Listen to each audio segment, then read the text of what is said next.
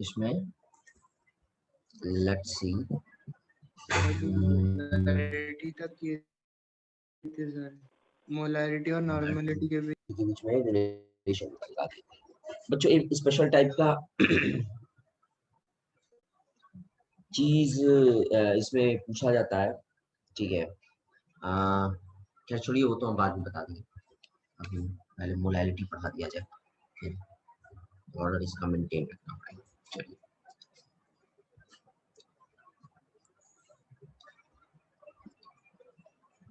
Next है आपका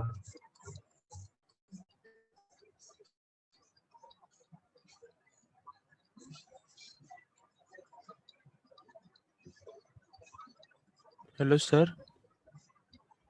sir आज तो सर मतलब एंटीसिक क्लास नहीं सर, थोड़ा सा डाउट था कार्बन कंपाउंड से। आज एनटीएससी नहीं है क्या? नहीं सर। यार आज तो मेरे नॉर्मल है। हाँ सर। एक मिनट रुको यार, हम खुद परेशान है, हमारा नॉर्मल क्लास में हमको और बहुत कुछ पढ़ाना था, मुझे लगा आज एनटीएससी है। Wait 9th NSPL 10th NSPL 12th। Sir carbon ended compound में डाउट है। हाँ ठीक है एक मिनट।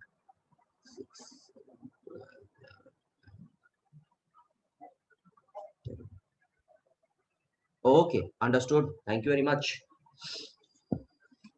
चलिए, मैं कार्बोनिल्स कंपाउंड, खुद मुझे बहुत कुछ पढ़ाना था कार्बोनिल्स कंपाउंड में। मैं आपको पता है ना, मेरा चैप्टर इनकम्प्लीट है टेक्निकली मेरे हिसाब से।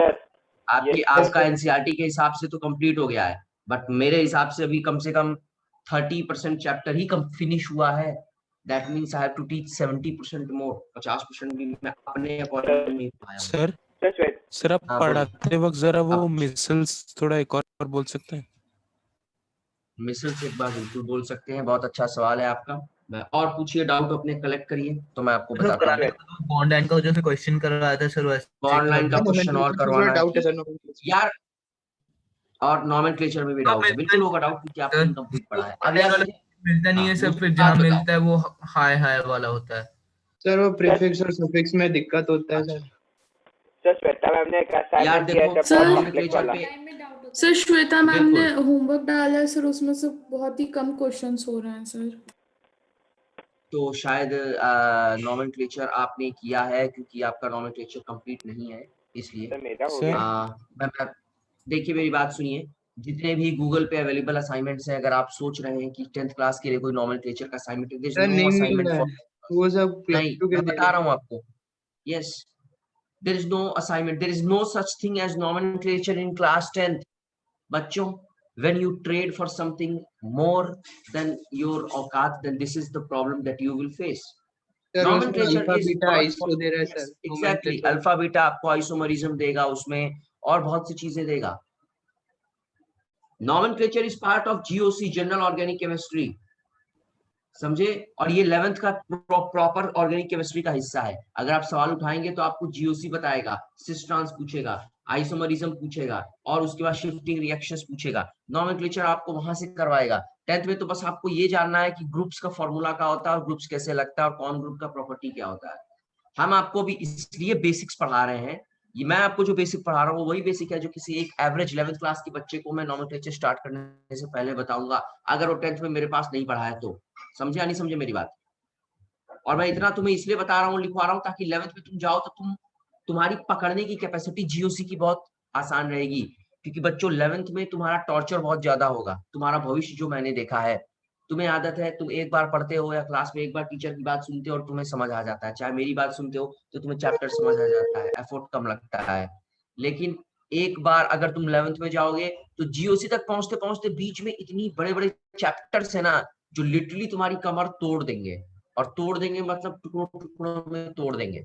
और जीओसी में आते आते तुम फिर से डिमोरलाइज होगे और तुम बोलोगे यार ऑर्गेनिक अभी तो इनऑर्गेनिक नहीं समझ आया, फिजिकल नहीं आया, ऑर्गेनिक अब तो और हालत खराब हो जाएगी। And eventually what the outcome will be, तुम इतने डिमोरलाइज जाओगे, चैप्टर शुरू करने से पहले ही हिम्मत हार जाओगे। This is what I have seen in last 7 years with most, even the topper students के साथ भी मैंने यही देखा है। 10th से 11th का ट्रांजिशन सबसे मुश्किल है बच्चों। 11th बहुत आसान है, 12th टफ है, there is no doubt about it. लेकिन 10th से 11th का जो ट्रांजिशन होता है ना बच्चा का दिमाग में, वो बड़ा प्रॉब्लमेटिक होता है। आपकी इसके बाद कोई क्लास है, यस और नो? नहीं सर, एक्सटेंड कर सकते हैं। Very good, I have all the time in the world today. ठीक है, तो सर अब बात ध्यान से सुनिए। सर ये जो आइसोमेरिज्म है सर, वो जो न्यूमेटिक कंपाउंड सर, वो भी है ना? हाँ, आइसोमेरिज्म कई प्रजाति का होता है बच्चे, समझे, सारी प्रजातियों का आइसोमेरिज्म। तो मेरा आपको सबसे पहला सजेशन ये है कि गूगल से सवाल निकालना बंद करिए, क्योंकि गूगल आपको जीओसी पूरा ही, जब जीओसी या ऑर्गेनिक का नॉमेनक्लेचर मांगेंगे तो गूगल यही अज्यूम करके चलेगा कि ये बच्चा 11th का जीओसी पढ़ चुका है, इसको उसके अकॉर्डिंग नॉमेनक्लेचर करवाते हैं। तो वहां पे आपको जो भी शीट मिल जाएगी वो उसकी ही मिलेगी। हम आपको 11th अगर पूरा नॉमेनक्लेचर अभी पढ़ा देंगे तो it is useless for you, क्योंकि पहली बात तुमको भी पता है, मुझे भी पता है, जो तुम्हारा सच है तुम अपने माँ बाप को नहीं बोलोगे, तुम अपने टीचर्स को नहीं बोलोगे, मुझे तुम बोल सकते हो कि तुम भूल जाओगे या नहीं भूल जाओगे 11th? हाँ सर, भूल जाएंगे। भूल जाओगे। तो क्या फायदा यार, तुम उतना बेसिक पढ़ो ताकि 11th में तुम्हारा कॉन्फिडेंस हाई रहे, और नई चीज वहां पर ना, सब 11th अभी बैठ के पढ़ लोगे तो 11th में क्या बोर मारेगा ना तुमको। इसीलिए तो सवाल मैं आपको खुद अपने एंड से बना के देता हूँ। मैं इसलिए तुमको बोलता हूँ ना, कई बार सवाल बनाने में मैं बोलता हूँ ना 2 मिनट दो, मैं सवाल बनाता हूँ, मेरे को खुद देखना पड़ता है सवाल यार, तो सारी दिक्कतें होती है। तो सवाल सर्च करना बंद करिए।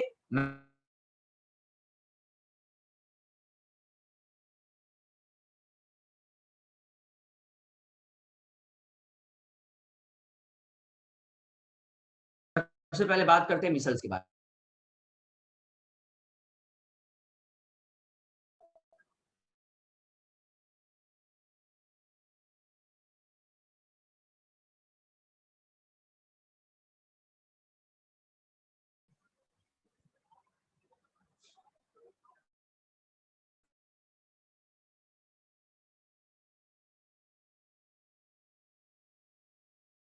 नॉमेनक्लेचर की तो बात हटाई दीजिए, नॉमेनक्लेचर तो आपका कंप्लीट ही नहीं है, बट मिसल्स पे डाउट है बच्चों। मिसल्स आपको 9th में बहुत इन डेप्थ में पता होना चाहिए, बट आपको मिसल्स किसको नहीं पता है मिसल्स का दूसरा नाम, मिसल्स किस पार्ट ऑफ मिक्सचर को या किस पार्ट ऑफ सिस्टम को बिलोंग करता है? Anybody? Sir aggregated micromolecule. Yes, इसको हम बोलते हैं it's a type of colloid, it is known as associated colloid. बच्चों कोलाइड्स कई प्रजाति के होते हैं, आपको पता है नहीं पता है बात? एसोसिएटेड मैक्रोमोलिक्यूल तो मिसल्स का डिस्क्रिप्शन है, जैसे तुम डिस्क्रिप्शन दे तो सर वो काले रंग का था, 4 पैर वाला था और उसकी एक पूंछ थी, तो क्या बताए सर? कुत्ता बताए। तो aggregated macromolecule is like telling कुत्ता। बट अगर आप बोलते सर वो लैब्राडोर था, वो पोमेरेनियन था, सर वो जर्मन शेफर्ड था, you are now telling the type, तो ये बात हो गई। तो देखिए बेस्ड पूरे के पूरा जो कोलाइड है, कोलाइड जानते हो क्या होता है? पढ़े हो 9th में? Yes sir. बच्चों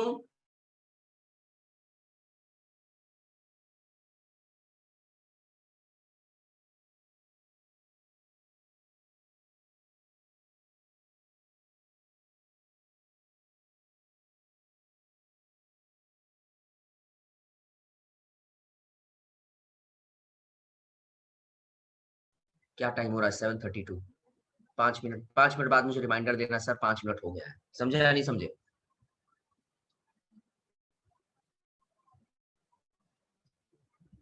आपको मिसल्स को समझाने के लिए कोलाइड्स को थोड़ा सा समझना पड़ेगा, मे बी आपको किसी ने बताया नहीं है, मैं आपको समझा दूं।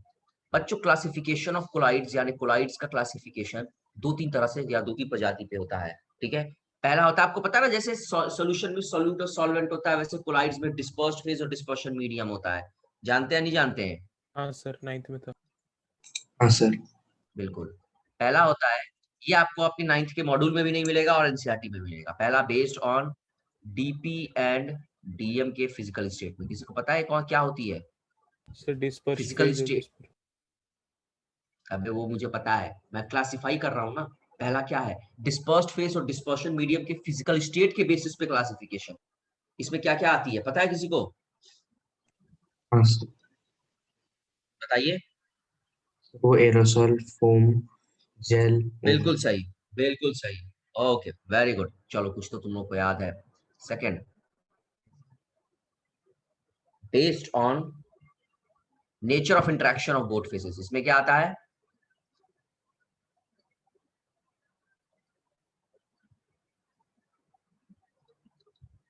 क्यों? सर वो डीपीएसडी में क्या लिखा है? अबे डीपी और डीएम नहीं पता तुम्हें? चलो मैं बताता हूं। देखो, चीनी और पानी को मिलाए, कौन सा सॉल्यूट कौन सा सॉल्वेंट? सर चीनी सॉल्यूट और पानी सॉल्वेंट। अब मान लो तुम किसी एक पैरेलल डायमेंशन में चले गए जहां मैं तुम्हें बोलता हूं कि चीनी पानी मिलाए तो वो सोल्यूशन बना, राइट? अब पैरेलल डायमेंशन में तुम चले गए, वहां मैं बोलता हूं तुमको कि अब चीनी पानी जो मिलता है वो सॉल्यूट नहीं है, ये कोलाइड है। तो कोलाइड में बच्चों जो सॉल्यूट होता है उसको तुम बोलते हो डिस्पर्स्ड फेज। क्या बोलते हो? Dispersed first phase. Dispersed phase. और जो पानी वाला पोर्शन रहता है उसको बोलते हो डिस्पर्शन मीडियम। मीडियम, समझ गए?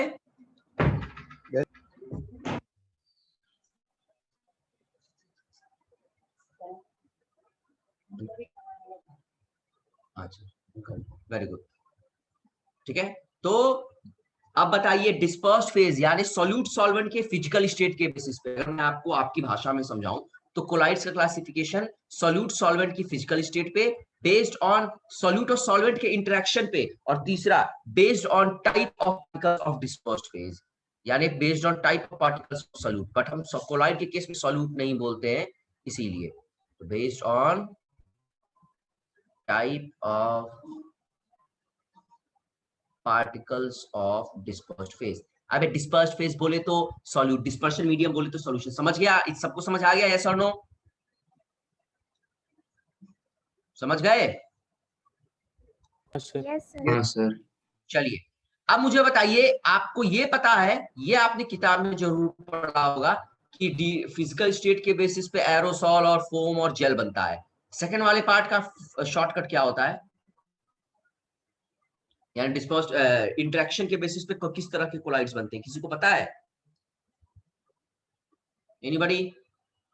नहीं पता है तो जल्दी हाँ बोलो, बहुत बढ़िया पढ़ा रहे हैं, 9th का रिवीजन सर नहीं याद आ रहा। जो 10th में भी काम आ रहा है। नहीं पता है बच्चों, जब डिस्पर्स्ड फेज और डिस्पर्शन मीडियम के इंटरेक्शन के बेसिस पे जो दो प्रजाति के कोलाइड्स बनते हैं, एक होता है लायोफिलिक कोलाइड, एक होता है लायोफोबिक कोलाइड। समझे? सेकंड वाले का दो सब पार्ट होता है, लायोफिलिक कोलाइड या लायोफोबिक कोलाइड। समझ गए? और इसमें एक और चीज होता है जिसको हम बोलते हैं हाइड्रोफोबिक सॉल्यूशन, भी इसी का एक सब पार्ट होता है। तो बेसिकली आप 3 लिख सकते हैं, hydrophobic solution which is pretty much like lyophobic colloids, but you know it is, since it is water is involved here, so you can say it is a hydrophobic solution. तीसरा वाला dispersed phase और dispersion medium के type of particle के basis पे बच्चों कितने प्रजाति के कोलाइड होते हैं? मल्टी मॉलिक्यूलर कोलाइड, दूसरा मैक्रोमोलिक्यूलर कोलाइड, तीसरा एसोसिएटेड कोलाइड जिसको आप बोलते हैं मिसेल्स। समझे? समझा नहीं समझे? सर सबका डिवीजन सर एक और बार बोलेंगे सर, नोट करना है। सर लिखवा लेंगे लिखवा दे क्या यार? जल्दी लिखवाएंगे लेकिन यार मैं बहुत सर इनडेप्थ में बोल ज्यादा दीजिए सर, हम लिखवाऊंगा लोग नहीं। लिख लेंगे सर, बोल दीजिए हम लोग अच्छा बोल ठीक देंगे। है, लिख दीजिए। चलो ओके ओके ठीक है, लिख देते हैं, रो मत यार, लिख देते हैं, हल्ला मचा रहे हैं। चलो पहला वाला जल्दी जल्दी, लेकिन कान और हाथ दोनों तेज चलाना। This is not part of course that I want to cover, ठीक है? सवाल इससे अगर आएगा तो ये तो रटने वाला है यार, तुम कर सकते हो, इसीलिए मैं इस पे ज्यादा एफर्ट नहीं डालूंगा। डिस्पर्स पे डिस्पर्शन मीडियम की फिजिकल स्टेट के बेसिस पे अब सॉलिड और सॉलिड को मिलाते हो तो क्या बनता है, जल्दी बताओ? Solid salt, solid salt, very good. Solid और लिक्विड को बनाते हो तो क्या बनता है, जल्दी जल्दी बोलो? सॉल्यूशन। और सॉलिड और गैस को बनाते हो तो क्या बनता है? Aerosol. Foam sir, aerosol. Foam, aerosol. Aerosol. ये सब थोड़ा रटने वाला है, देख लीजिएगा इसको, ठीक है?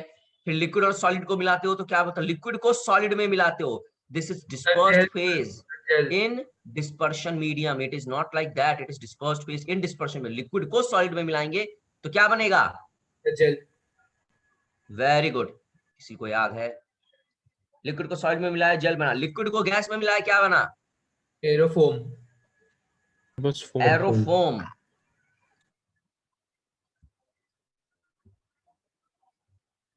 लिक्विड को लिक्विड में मिलाया क्या बना? दूध Liquid. जैसे। इमल्शन। सर ये लिक्विड गैस को सॉलिड में मारे।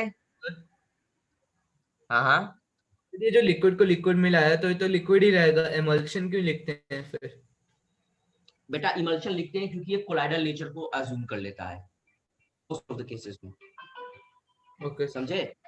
मोस्ट ऑफ द केसेस में अज्यूम कर लेता है। अभी आपको, अब मैं बहुत डेप्थ में तो नहीं बता सकता हूँ, ये सब छोटा मोटा चीज है भाई, ये सब बड़ा बेसिक चीज है, तुम चाहो तो खुद भी गूगल कर सकते हो, ये सब गूगल कर सकते हो। गैस को सॉलिड में मिलाया क्या बनता है? Foam. Gas in solid, very good, foam. और गैस को लिक्विड में मिलाया तो क्या बनता है? जल में। फोम बनता है, जल बनता है? फोम बनता है सर। फोम बनता है सर।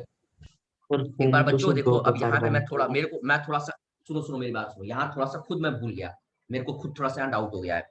देखो एक ऑनेस्ट टीचर अपनी मिस्टेक कभी छुपाता नहीं, मैं यहाँ पे थोड़ा सा मेरे दिमाग से अभी एट द मोमेंट उतर गया है, इसको जरा कंफर्म करिए आप।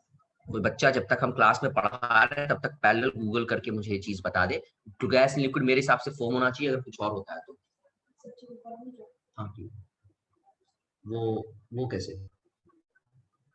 अंकिता मैम से पूछ लो।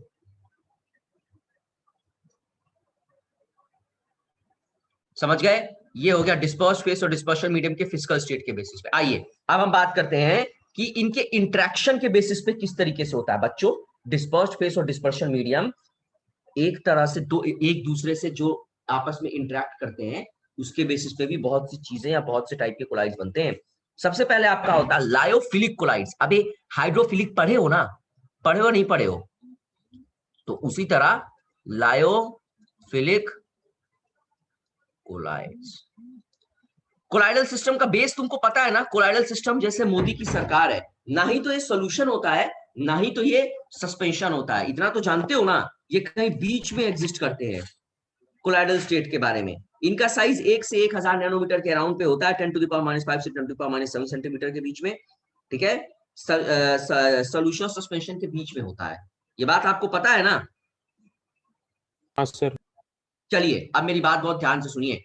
लायोफिलिक कोलाइड्स का सबसे इंपॉर्टेंट पॉइंट जल्दी लिखिए, मैं आपको आगे बढ़ना चाहता हूं इस चीज से ऊपर निकल के, इसी बहाने आपका एनटीएससी का रिवीजन भी होगा। हाँ बोलिए सर। गैस इन लिक्विड को फोम foam बोलते हैं और फ्रॉथ भी बोलते हैं, व्हिप्ड क्रीम जैसे हो गया। फ्रॉथ और फोम, ओके चलिए थैंक यू वेरी मच। मतलब ये चीज सही है, right?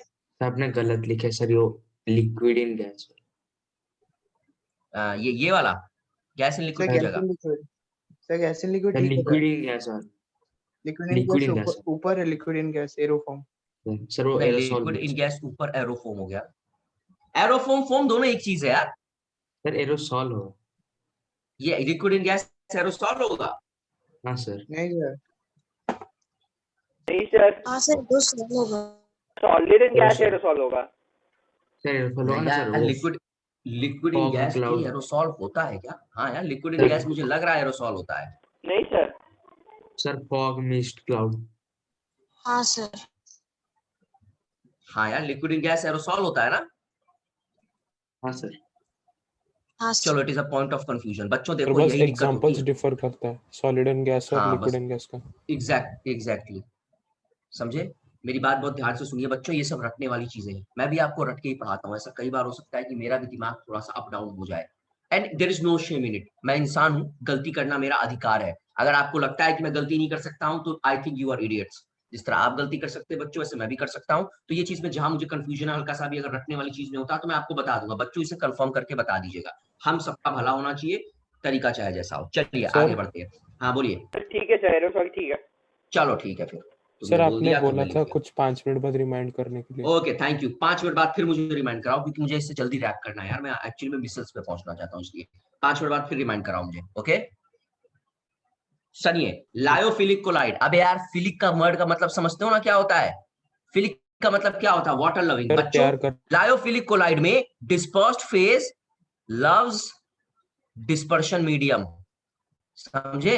Dispersed phase has a very great affinity towards dispersion medium, जिसको आपकी भाषा में ट्रांसलेट करूं तो सॉल्यूट का सॉल्वेंट के प्रति बड़ा लगाव होता है या बहुत प्यार होता है। It's like love story kind of thing, ठीक है? और बच्चों दूसरी बात सुनिए, डिस्पर्स्ड फेज का प्रेसिपिटेशन इजी नहीं होता है। प्रेसिपिटेट करना जानते हो क्या होता है? प्रेसिपिटेशन का मतलब होता है अगर आप डिस्पर्स्ड फेज डिस्पर्शन में बिल्कुल नीचे बैठ जाना, बिल्कुल नीचे बैठ जाना, ठीक है। तो डिस्पर्स्ड फेज और डिस्पर्शन मीडियम का क्या कहते हैं, जो प्रेसिपिटेशन होता है वो पॉसिबल नहीं होता है। मतलब बहुत होता है, ऑफ कोर्स होता है, तुम इसमें कुछ मिला दोगे तो हो जाएगा, बट बहुत आसानी से नहीं हो पाता है। क्यों? क्योंकि दोनों एक दूसरे को प्यार करते हैं। आप इसको एक को अगर बैठाने का प्रयास करेंगे ना, फिर से चिपक जाएंगे। सबसे इंपॉर्टेंट बात लायोफिलिक कोलाइड के बारे में, जो एनटीएससी में भी पूछा जाता है अक्सर, प्रेसिपिटेशन की टेंडेंसी। आपको प्रेसिपिटेशन के लिए बोलेगा कि किसी एक लायोफिलिक कोलाइड है, उसमें एक स्पेशल सब्सटेंस एक्स है जिसको मिलाया जाता है, जो डिस्पर्स्ड फेज और डिस्पर्शन मीडियम के प्रति एफिनिटी है। एफिनिटी की कुछ सर्टेन वैल्यू दिया रहेगा और उसके बाद आपको बोलेगा देखिए एफिनिटी हो पा रहा है नहीं हो पा रहा है, तो आप देखेंगे तो आपको पता चलेगा कि it is not like that. तो ध्यान रखिएगा, लायोफिलिक कोलाइड प्रेसिपिटेट बहुत ज्यादा नहीं करते हैं और ये साथ साथ स्टेबल भी बहुत ज्यादा होते हैं। ठीक है, आगे बढ़ता हूं बच्चों। डिस्पर्स्ड फेज डिस्पर्शन मीडियम अगर सेपरेट हो जाते हैं तो सॉल्यूशन को रिकंस्टिट्यूट किया जाता है सिंपली मिक्स करके। अगर आप हाँ कर देंगे, कितना टाइम लगेगा तुम्हें? सुनिए मेरी बात सुनिए, अगर डिस्पर्स्ड फेज और डिस्पर्शन मीडियम, समझे, अगर डिस्पर्स्ड फेज और डिस्पर्शन मीडियम को खुदा ना खास्ता आपने कभी भी क्या किया, सेपरेट कर दिया, तो you can simply reconstitute the solution by mixing them. समझे? ये पॉइंट आप लिख लीजिए, मैं पूरा पॉइंट नहीं लिख रहा हूं, मैं अभी बता रहा हूं, मैं पूरा पॉइंट नहीं लिख रहा हूं, मुझे थोड़ा जल्दी जल्दी पढ़ाना है इसलिए। ठीक है, लास्ट पॉइंट बच्चों, इसको एक और नाम से जाना जाता है, we call it reversible solution. ये हालांकि कोलाइड है बट इसको कई जगह रिवर्सिबल सॉल्व भी बोला जाता है। क्यों? क्योंकि रिवर्सिबल सॉल्व का मतलब है कि अगर डीपी और डीएम अगर अलग हो गए, बस सिंपली दोनों को मिला दीजिए। अगर आपने किसी फिजिकल या केमिकल मीन से उन्हें सेपरेट कर दिया, you simply mix them again and you will get the lyophilic colloid back in action. समझ आ गया? यस और नो? एग्जाम्पल मुझे बच्चों बहुत ज्यादा याद नहीं है, लेकिन मुझे पता है जेलेटिन और स्टार्च बहुत अच्छा एग्जाम्पल है। सर गम भी होता है। हाँ अच्छा, गम भी होता है। अब यार ये तो मुझे याद पता नहीं गम होता है कि नहीं होता है मुझे पता नहीं है, बट जेलेटिन और स्टार्च बहुत अच्छा एग्जाम्पल होता है। ठीक है, तो लायोफिलिक कोलाइड सब समझ गए, गम भी। आगे बढ़े, चलिए। लायोफिलिक कोलाइड के बाद नेक्स्ट कोलाइड आपका आता है लायोफिलिक कोलाइड। जैसा आपको नाम ऑलरेडी बता रहा है, लायोफिलिक कोलाइड क्या होता है? ये वो कोलाइड होते हैं जिनमें डीपी और डीएम के प्रति एफिनिटी बहुत कमजोर होती है। हाँ ऊपर नीचे दोनों सेम लिखा है सर। सर लायोफोबिक होगा सर। ओ फोबिक हो गया, माय बैड। दोनों सेम। जल्दबाजी ज्यादा सेहत के लिए अच्छी नहीं है। Unfortunately we do not have any choice. Lyophobic, okay अब सही है बच्चों। जैसा लायोफोबिक बोल रहा है, फोबिक का मतलब क्या हो गया? वाटर हेटिंग, यानी बेसिकली फोबिया का मतलब यार डर हो गया। यानी डीपी और डीएम में बहुत टकरार होती है, यानी DP and DM they do not have very very very bad affinities toward each other. दूसरा बात बच्चों, इस तरह के लायोफोबिक कोलाइड को अगर आपको प्रेसिपिटेट कराना है, you have to add electrolytes. Electrolyte से प्रेसिपिटेट कर जाते। थोड़ा सा भी अगर लायोफोबिक कोलाइड में आपने इलेक्ट्रोलाइट मिला दिया, पूरा सॉल्यूशन प्रेसिपिटेट कर जाएगा। ठीक है, और या तो इलेक्ट्रोलाइट के या तो आप हीट कर दीजिए, नहीं तो शेक कर दीजिए। हीटिंग, शेकिंग या इलेक्ट्रोलाइट मिलाना, इन तीनों में से कोई भी एक काम करेंगे, लायोफोबिक कोलाइड तुरंत प्रेसिपिटेट कर जाएंगे। इसका मतलब आप कह सकते हैं कि these are very unstable colloids. समझे? ये रिकंस्टिट्यूट दोबारा नहीं किए जा सकते हैं। एक बार सैचुरेट हो गया तो सैचुरेट हो गया, दोबारा रिकंस्टिट्यूट नहीं किया जाएगा। एक बार प्रेसिपिटेट हो गया, इसलिए इसको हम बोलते हैं irreversible salt. That is all there is to know about it, irreversible salt. समझ गए? समझ गए? Yes sir. अच्छा, Yes. इसमें आप लोग को एनटीएससी में एक बार दो बार एक क्वेश्चन पूछा था, 9th क्लास का ही क्वेश्चन था। It was on this thing. मैं इसको यहाँ पे थोड़ा सा सेपरेट कर देता हूँ, आप लोग नोट करते जा रहे हैं ना? क्यों? हाँ सर, नोट कर। हाँ सर। हाँ, hydrophobic sol, hydrophobic sol solution के ऊपर एक क्वेश्चन पूछा था। बच्चों हाइड्रोफोबिक सोल कैसे बनता है आपको पता है? During rapid crystallisation. क्रिस्टलाइजेशन समझते हो? अरे Yes, बचपन sir. में वो 8th क्लास में एक्सपेरिमेंट किया ना, वो एलम मिला के और हाँ। उससे वो धागा डाल के करना, अबे वही क्रिस्टलाइजेशन होता है। तो रैपिड क्रिस्टलाइजेशन जब चीनी होता है का भी कहीं, हाँ चीनी का भी किए तो बच्चों रैपिड क्रिस्टलाइजेशन से हाइड्रोफोबिक सोल बनता है। ठीक है, अब मेरी बात बहुत ध्यान से सुनिए। जब भी कभी भी किसी भी पानी के अंदर क्रिस्टलाइजेशन होता है तो there is something form which we call crystallization nucleize. ये सब आपको थोड़ा सा आगे 12th में पढ़ेंगे आप। थोड़ा सा अभी मैं ज्ञान बक देता हूँ, समझ पाओगे मे भी नहीं, बट थोड़ा मैं प्रयास कर दूंगा समझाने का। ठीक है, और सेंटर्स होते हैं जिनको हम बोलते हैं सेंटर ऑफ क्रिस्टलाइजेशन। पानी में, जिस पानी में आप चीजों को मिला के रखे हैं उसमें कुछ एक सेंटर ऑफ क्रिस्टलाइजेशन वो फॉर्म होंगे। ठीक है, जिनको हम बोलते हैं क्रिस्टलाइजेशन न्यूक्लियाई। ठीक है, जो भी सोल्यूशन होता है, जो भी सोल्यूशन के अंदर आयंस होते हैं वो इन सेंटर्स की तरफ अट्रैक्ट होते हैं और इन्हीं सेंटर्स पे छोटे छोटे छोटे छोटे छोटे छोटे क्रिस्टल बनना शुरू होते हैं। मतलब इन्हीं से ही सारे के सारे क्रिस्टल बनना शुरू होते हैं। ठीक है, और ये क्रिस्टल जो होते हैं, छोटे छोटे क्रिस्टल जो होते हैं, अगर ये मान लो छोटे छोटे क्रिस्टल सेटल हो जाते तो तुम्हें यार क्रिस्टलाइजेशन, अबे यार कैसे समझाएं, रुको तुमको थोड़ा डायग्राम बना के दिखाते हैं। मान लो ये तुम्हारा कंटेनर है, ठीक है, इसमें तुमने क्या डाला, पानी, और इसमें तुमने चूरा करके डाल दिया क्या, एलम डाल दिया, ये दोनों तुमने मिला दिया इसको। अब यार इसमें होगा क्या, छोटे छोटे ऐसे सेंटर ऑफ क्रिस्टलाइजेशन बन जाएंगे। ठीक है, ये सेंटर ऑफ क्रिस्टलाइजेशन या क्रिस्टलाइजेशन न्यूक्लियाई होते हैं। इस सोल्यूशन के जितने भी आयन होंगे ना, प्लस माइनस वाले, वो इसकी तरफ खींचे चले आएंगे।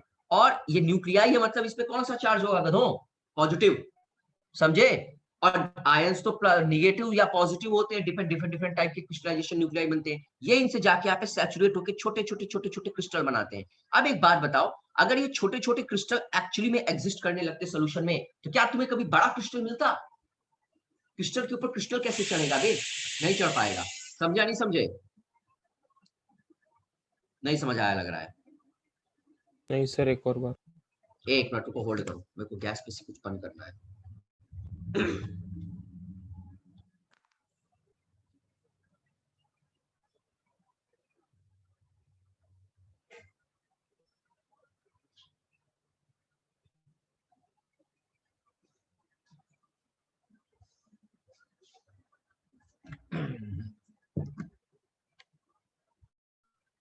हाँ भाई, अब मेरी बात बहुत ध्यान से सुनिए।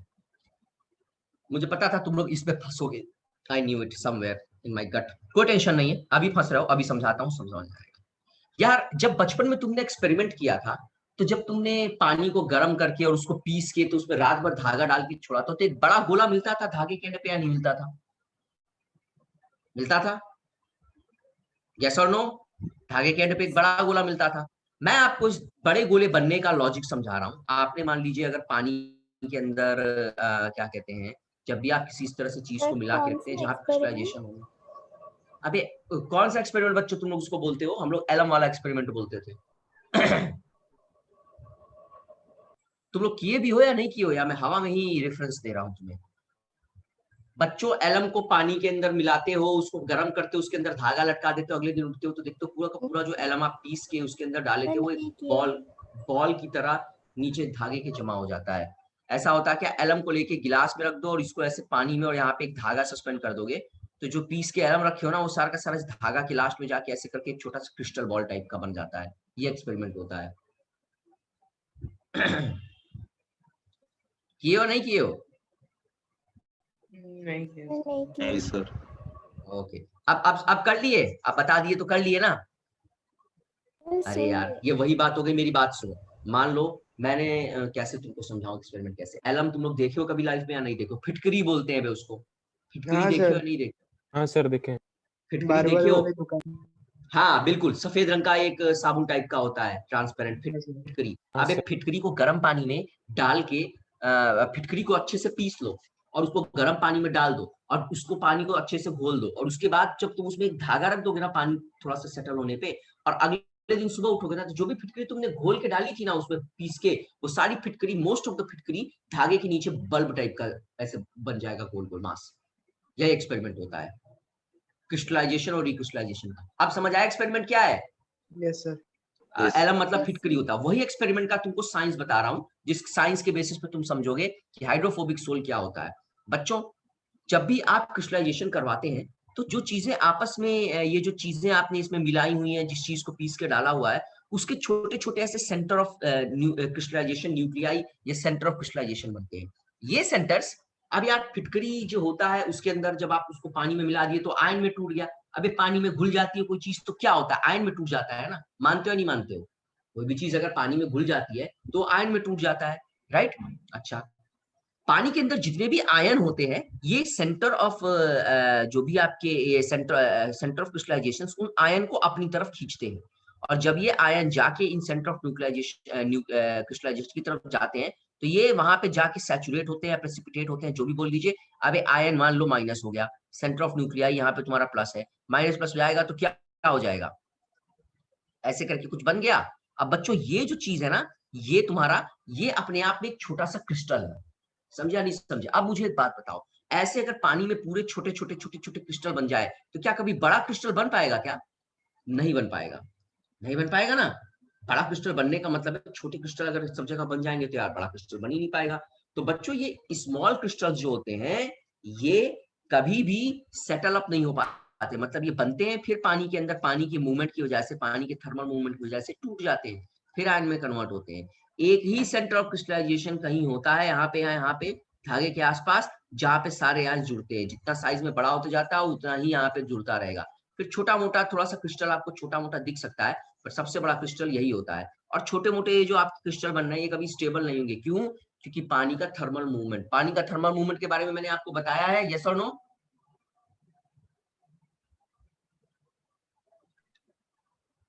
क्या हो गया, सदमा मार दिया क्या तुम लोग को? जवाब नहीं दे रहे हो। पानी के रैंडम थर्मल मूवमेंट के बारे में बताया है। अब पानी का एक वेव दूसरे वेव के ऊपर घिसड़ता है, यानी घिसता है, वैसे जैसे तुम्हारे हाथ एक दूसरे के ऊपर घिसते हैं। और इसकी वजह से क्या होता है? इसकी वजह से हीट प्रोड्यूस होती है, और वो हीट इन क्रिस्टल्स को तोड़ती रहती है, तो फाइनली एक ही सेंटर पे जमा होते हैं। This is all there is to know about hydrophobic sols. Hydrophobic sols ज्यादातर रैपिड क्रिस्टलाइजेशन के थ्रू बनते हैं। क्रिस्टलाइजेशन का कंसेप्ट क्या है? सेंटर ऑफ क्रिस्टलाइजेशन या क्रिस्टलाइजेशन न्यूक्लियाई होता है, वहां पे सॉल्यूशन का सारा आयन एक तरफ उसकी तरफ जाता है। छोटे छोटे जो क्रिस्टल बनते हैं वो कभी स्टेबल नहीं होते। क्यों? क्योंकि पानी का रैंडम मूवमेंट जो हीट प्रोड्यूस करता है उससे वो टूट जाते हैं। That is all there is to know about this. समझ आया? यस और नो? हाँ बोलिए सर। आपने कहा कि ये छोटे क्रिस्टल बड़े वाले नहीं बना सकते, तो सर यहाँ पर एक बड़ा वाला भी सर डिपॉजिट होके बन रहा है। हाँ बिल्कुल बना बेटा। मैं ये नहीं बोला कि छोटे वाले क्रिस्टल बड़ा नहीं बना सकते हैं, मैं बोला हर जगह छोटे क्रिस्टल नहीं बन सकते हैं। जा, अगर एक बात बताया, बड़ा वाला बनाने के लिए तेरे को थोड़ा सा एलम चाहिए होगा जो तूने पानी में घोला है, राइट? अगर तूने पानी में जितना भी एलम पीस के घोला है वो छोटा छोटा क्रिस्टल बनाने में खर्च हो गया, तो बड़ा क्रिस्टल के लिए जगह बचेगा क्या? नहीं बचेगा ना। तो ज्यादातर जो छोटे क्रिस्टल बचते हैं ना साइज में, वो सब टूट जाते हैं। इवेंचुअली एक ही क्रिस्टल बनता है, एक ही सेंटर ऑफ क्रिस्टलाइजेशन पे, जहां डिपॉजिट ज्यादा होने लगता है वहीं पे सब कुछ आने लगता है। छोटे छोटे क्रिस्टल ज्यादातर टूट जाते हैं। वरना एक बात बता, अगर छोटा छोटा क्रिस्टल बहुत ज्यादा बनने लगता और पानी उसको तोड़ नहीं पाता, तो तू एलम को पीस के डालता और अगले दिन उठता तो तेरे को एलम का चीनी मिलता नहीं मिलता? छोटा छोटा क्रिस्टल, चीनी का भी तो छोटा क्रिस्टल होता है यार, लेकिन तुम्हें तो बड़ा क्रिस्टल मिलता है। उनको पता होगा जिन्होंने एक्सपेरिमेंट किया है, तो मन करे आज घर पे ट्राई कर लीजिएगा, रात में आपको पता चल जाएगा। तो छोटे क्रिस्टल नहीं बन पाते क्योंकि पानी का हीट रैंडम हीटिंग इफेक्ट उनको तोड़ देता है, जो उसके लेयर्स के इन बिटवीन होता है। अब समझ आ गया सबको? हाँ सर। 5 मिनट से ज्यादा हो गया? कितना हो गया टाइम? 8 मिनट। 8 मिनट हो गया। चलो अब 5 मिनट बाद फिर मुझे रिमाइंडर मारना, ठीक है? चलिए मैं आगे बढ़ रहा हूँ। समझ आ गया? ज्यादा स्पीड तो नहीं जा रहा हूँ? नहीं सर। चलेगा? अबे 9th पढ़ा रहा हूँ यार, इतना तो बनता ही है, राइट?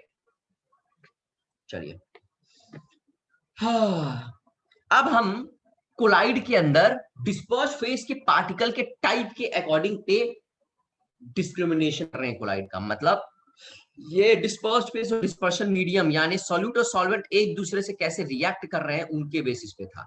अब आप इस बात पे, इस बेसिस पे डिफरेंशिएशन कर रहे हैं कि जो सॉल्यूट है वो किस तरह का है या उसका साइज क्या है। बच्चों इसमें जो सबसे पहला कोलाइड आता है वो होता है आपका मल्टी मॉलिक्यूलर कोलाइड। सर वो बेस्ड ऑन टाइप ऑफ क्या लिखा है? Multi molecular colloid based on type of particles of dispersed phase के पार्टिकल्स के ऊपर बेस करके जो क्लासिफाई कर रहे हैं कोलाइड का, वो ये होता है मल्टी मॉलिक्यूलर कोलाइड। समझ गए? चलिए अब आपको बताते हैं मल्टी मॉलिक्यूलर। इसमें कुछ ज्यादा बताने का नहीं है बच्चों। और कोलाइड कैसे बनता है, इसके में क्या होता है, छोटे छोटे पार्टिकल जो कोलाइड के होते हैं वो एग्रीगेट होते हैं, ठीक है। और ये छोटे छोटे पार्टिकल एग्रीगेट होके थोड़ा सा बड़ा मॉलिक्यूल बना लेते हैं जिसका साइज 1 नैनोमीटर के अलॉन्ग होता है। सबसे अच्छा एग्जांपल इसका होता है गोल्ड सोल्यूशन या सल्फर सोल्यूशन। गोल्ड सोल्यूशन देखे हो? सल्फर तो नहीं देखे होगे लाइफ में। गोल्ड सोल्यूशन देखे हो? सोने का पानी में, सोने का पानी देखे हो? सोने के पानी पे सोना जो होता है वो पानी में ऐसा तुमको लगता है घुल जाता है, बट वो एक कोलाइडल, एक मल्टी मॉलिक्यूलर कोलाइड बनाता है। वो 1 नैनोमीटर के साइज के अकॉर्डिंग पे रहता है, यानी स्मॉल अराउंड 1 नैनोमीटर पे रहता है। और जब भी आप उसको करते हो किसी भी चीज के ऊपर उस पानी को रखेंगे या फेंकेंगे तो सीधे सीधे उस सोल्यूशन से वो सोना जाके उस सतह पे चिपक जाएगा या उस पे स्टे कर जाएगा और उस सोल्यूशन को छोड़ देगा या उस कोलाइड को छोड़ देगा। सोल्यूशन तो नहीं है, उस कोलाइड को छोड़ देगा। This is what we call a typical multi molecular colloid. समझ गए? तो multi molecular colloid the only differentiation is based on the concept of size. Second thing आपका होता है macro molecular collide.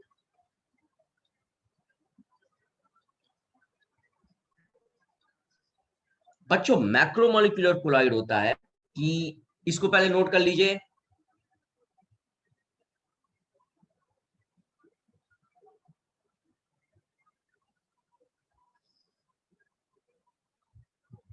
Macromolecular collide का फंडा क्या होता है, जब भी आप इसको किसी भी सुटेबल सॉल्वेंट, इसका जो स्टैंडर्ड डेफिनेशन वो यही है कि मैक्रोमोलिकुलर कोलाइड क्या होता है, जब भी आप इसको किसी सुटेबल सॉल्वेंट में डिसॉल्व करते हैं तो जो मैक्रोमोलिक्यूल्स फॉर्म होता है, मतलब ये कोलाइडल सोल्यूशन है और आप इसको किसी चीज को इसके अंदर डिसॉल्व कर रहे हैं या किसी चीज को या कोई और थर्ड पार्टी की सामान इसमें डाल रहे हैं, तो उससे जो मैक्रोमोलिक्यूल बनेगा वो कोलाइडल सिस्टम लिमिट को अधीर करेगा या colloidal system limit colloidal system का साइज को फॉलो करेगा, यानी 10 टू द पावर -5 से 10 टू द पावर -7 सेंटीमीटर की साइज को फॉलो करेगा। That is all there is to know about macromolecular colloid. सबसे अच्छा इसका एग्जांपल जो होता है वो होता है स्टार्च, ठीक है। स्टार्च के अलावा मैं सेल्यूलोज भी आपको दे सकता हूं। सेल्यूलोज कहीं होता है मुझे पता है प्लांट के अंदर, ठीक है। आपको मेरे से एग्जांपल लेना है, इसका सबसे अच्छा एग्जांपल होता है पॉलीस्टीरीन। पॉलीस्टीरीन या पॉलीस्टाइरीन आप इसको बोलते हैं, सबसे बेस्ट एग्जांपल होता है कोलाइडल सिस्टम। अबे यार एक कोलाइड है, उसमें तुमने कुछ चीज मिलाया और वो कोलाइड में छोटी छोटी चीजें मिलकर बड़ा चीज बना दी, लेकिन फिर भी जो बड़ा चीज बना ना वो कोलाइडल सिस्टम के रेंज में रहा। This is what we call a macromolecular collide.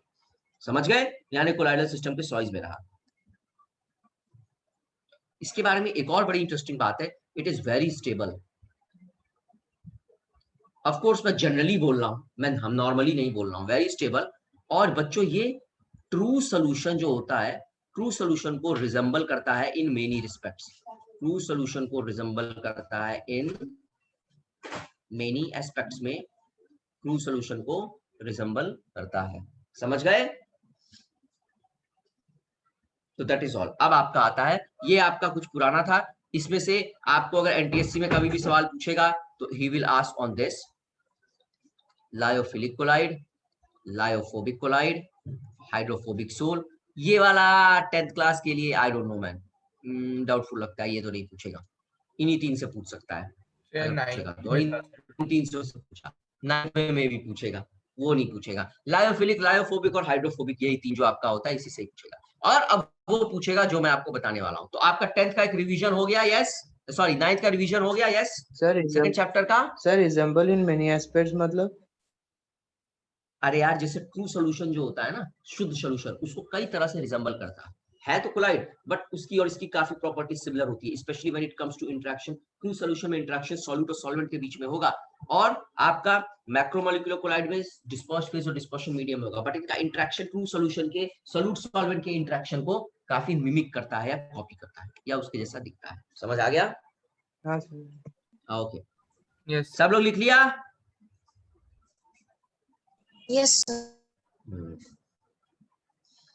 5 minute फिर से काउंट करना चालू करो, फटाफट तुमको पढ़ा दे, ताकि आज के बाद मैं दोबारा सुनना नहीं चाहता हूँ किसी से, सर वो मिसल्स आपने बताया सर वो समझ नहीं पाए सर, बाकी तो सोप पूरा समझ गए। अबे गधे, जब मिसल्स ही समझे तो सोपवा कहां से समझोगे? सोप बोले तो मिसल्स।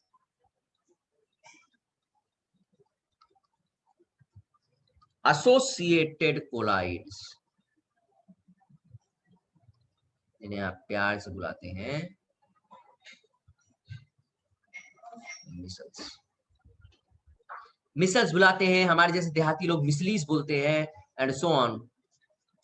ठीक है, whichever is true, whichever is okay with you। Associated colloid आपको पढ़ना है बच्चों। अब मेरी बात बहुत ध्यान से सुनिए, बहुत से सब्सटेंस ऐसे होते हैं जो लोअर कंसंट्रेशन पे स्ट्रॉन्ग इलेक्ट्रोलाइट्स की तरह बिहेव करते हैं। कैसा बिहेव करते हैं? तो कुछ बोल ही नहीं रहा है, बोर हो गए क्या? नहीं सर। सुन नहीं रहे हो? ये वाला और एक बार रिपीट कीजिए। मैं ये बोल रहा हूँ, बहुत से ऐसे सब्सटेंस होते हैं, लिख ही देता हूँ साथ में, अलग बताऊंगा अलग पढ़ाऊंगा, टाइम है वेस्ट होने वाला है। बहुत से ऐसे सब्सटेंसेस होते हैं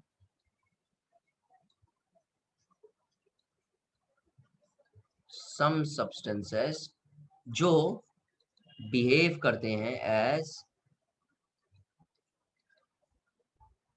स्ट्रॉन्ग इलेक्ट्रोलाइट, स्ट्रॉन्ग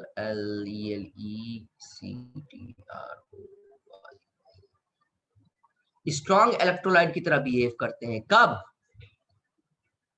जब इनका कंसंट्रेशन लोअर रहे। समझा नहीं समझे? लोअर कंसंट्रेशन पे कुछ सब्सटेंस बहुत स्ट्रॉन्ग इलेक्ट्रोलाइट की तरह बिहेव करते हैं। अंडरस्टूड? और जब इनका कंसंट्रेशन हाई हो जाए, then these substance exhibit colloidal nature। मेरी बात समझे या नहीं समझे? एंड कैरेक्टरिस्टिक भी लिख देते हैं। क्या हो गया? नहीं समझ में आया सर क्या बताया। अभी तुम इसको नोट करो, मैं पहले समझा देता हूँ फिर। तो ठीक है, and why it is happening, क्या हो गया? सर इसको नोट करेंगे तो लिखेंगे कि some substance behave as strong electrolyte. अभी बताता हूँ गधों, no problem. Why? Due to, थोड़ा सा मैं रिप्रेजेंटेटिव बनाने का प्रयास कर रहा था, बट मेरा प्रयास बहुत ग्रैंड तरीके से फेल हुआ, मुझे ऐसा फीलिंग आ रहा है। Due to formation of aggregated particles. मैं आपको मिसल्स का ओरिजिन बता रहा हूं सबसे देसी तरीके से। ठीक है, चलिए अब मैंने लिख लिया, अब मैं आपको समझाता हूं। बच्चों, इस दुनिया में बहुत से इस प्रकार के सब्सटेंस कह लीजिए, सोल्यूशन कह लीजिए, कोलाइड्स बोल दीजिए, यानी सब्सटेंस ही मैं बोलता हूं। आपको पता है जब भी आप दो चीजों को मिलाते हैं तो कंसंट्रेशन का बड़ा इंपॉर्टेंट रोल होता है। मानते हो या नहीं मानते हो? यस और नो? यस। अच्छा, जब आप दो चीजों को मिला रहे हैं और उसमें मान लीजिए मैं सॉल्यूट की बात कर रहा हूं, अगर सॉल्यूट का कंसंट्रेशन कम हो, फॉर एग्जांपल की ही बात अभी हम कर रहे हैं क्योंकि हमें कंसेप्ट समझना है, we are not going in exact accuracy at the moment. अगर आप दो चीज को मिला रहे हैं, 3-4 चीज को आपने आपस में मिलाया और उसमें जो सॉल्यूट है उनका कंसंट्रेशन अगर कभी कभी कम होता है, तो वो चीजें जो आप मिला के बनाने का प्रयास कर रहे हैं वो बहुत ही स्ट्रॉन्ग इलेक्ट्रोलाइट की तरह बिहेव करेगी। अभी इलेक्ट्रोलाइट जानते हो क्या होता है? इलेक्ट्रोलाइट होता है जैसे कि वो पेट झड़ता है तो क्या पीते हैं आप लोग? ORS, Electral powder. अबे वही इलेक्ट्रोलाइट होता है ना। तो वो सब्सटेंस जो सॉल्यूट का या डिस्पर्स्ड फेज का कंसंट्रेशन कम होने पे स्ट्रॉन्ग इलेक्ट्रोलाइट की तरह बिहेव करते हैं। लेकिन बच्चों अगर इन्हीं सॉल्यूट या इस डिस्पर्स्ड फेज का कंसंट्रेशन देखो बहुत ज्यादा हो जाए तो यही पार्टिकल जो अभी आपको इलेक्ट्रोलाइट बन रहे थे यही कोलाइडल बिहेवियर शो करने लगते हैं। मतलब इनके अंदर क्या बदलाव आया, इनके अंदर जो अमाउंट ऑफ पार्टिकल्स थे वो पार्टिकल की संख्या यानी सॉल्यूट की संख्या अगर आपने कंसंट्रेशन बढ़ा दी तो उससे जो अभी स्ट्रॉन्ग इलेक्ट्रोलाइट की तरह बिहेव कर रहे थे वो अब कोलाइडल नेचर एग्जिबिट करने लगे। और ऐसा बच्चों क्यों होता है, ऐसा ये इसलिए होता है क्योंकि जब आप इनमें छोटे छोटे जो इनके पार्टिकल्स हैं सॉल्यूट के पार्टिकल उनकी संख्या बढ़ा देते हैं तो सॉल्यूट के पार्टिकल आपस में मिलकर बड़ा बड़ा मॉलिक्यूल बनाने लगते हैं और उन्हीं बड़े बड़े मॉलिक्यूलों के बनने की वजह से ये कोलाइडल बिहेवियर शो करने लगते हैं। मैं आपको एक फिगर के थ्रू समझाने का प्रयास करता हूं। मान लो ये रहा तुम्हारा पानी, ठीक है यार किसी चीज में ले लेते हैं वरना ये गड़बड़ हो जाएगा मामला, थोड़ा सा समझाना थोड़ा बनता है, ये चैप्टर थोड़ा सा इस मामले में स्ट्रॉन्ग। आपके पास एक गिलास है, गिलास में आपने यहाँ पे पानी ले लिया, ठीक है। मैंने किया क्या, इसमें मान लीजिए डिस्पर्स्ड फेज कह लीजिए या सॉल्यूट कह लीजिए, अब तुम्हारे ऊपर छोड़ता हूं, तुम इतना तो समझ गए होगे। मान लो मैंने इसमें किया क्या, मैंने इसमें कुछ छोटे छोटे ऐसी चीजें डाल दी। कितने अभी इतने हैं बच्चों, अभी जो भी चीज इसमें मैंने मिलाई है उसकी संख्या कम है या नहीं है बोलो। तो जब ये कम होती है तो दिस होल मिक्सचर या this whole solution will behave as a electrolyte. समझे, समझ आया? Yes sir. जैसे मान लो मैंने इसमें एक चम्मच, वो ये जो पर्पल वाली चीज है, पर्पल थिंगी है, इसको मैंने एक चम्मच मिलाया, now it is behaving as electrolyte. अब मान लो ये पर्पल वाली चीज मैंने इसमें 3 चम्मच और डाल दी, तो अब इसमें पर्पल वाली चीजों की संख्या बढ़ गई, मानते हो? बढ़ गई। अब बच्चों होगा क्या कि जो छोटे छोटे पर्पल वाली चीजें है ना, ये आपस में मिलना चालू करेगी, और ये जब मिलना चालू करेगी तो ये ऐसे कई मॉलिक्यूल्स के मिलने से बड़े बड़े एक जिसको कहते हैं वो बना लेगी, एग्रीगेटेड मैक्रोमोलिक्यूल। मुझे आपको दिखाना पड़ेगा एग्रीगेटेड मैक्रोमोलिक्यूल, वरना मुझे नहीं लगता तुम समझने वाले हो, तुम्हारा भरोसा नहीं है। मैं दिखा देता हूँ तुम्हें। ये पानी है,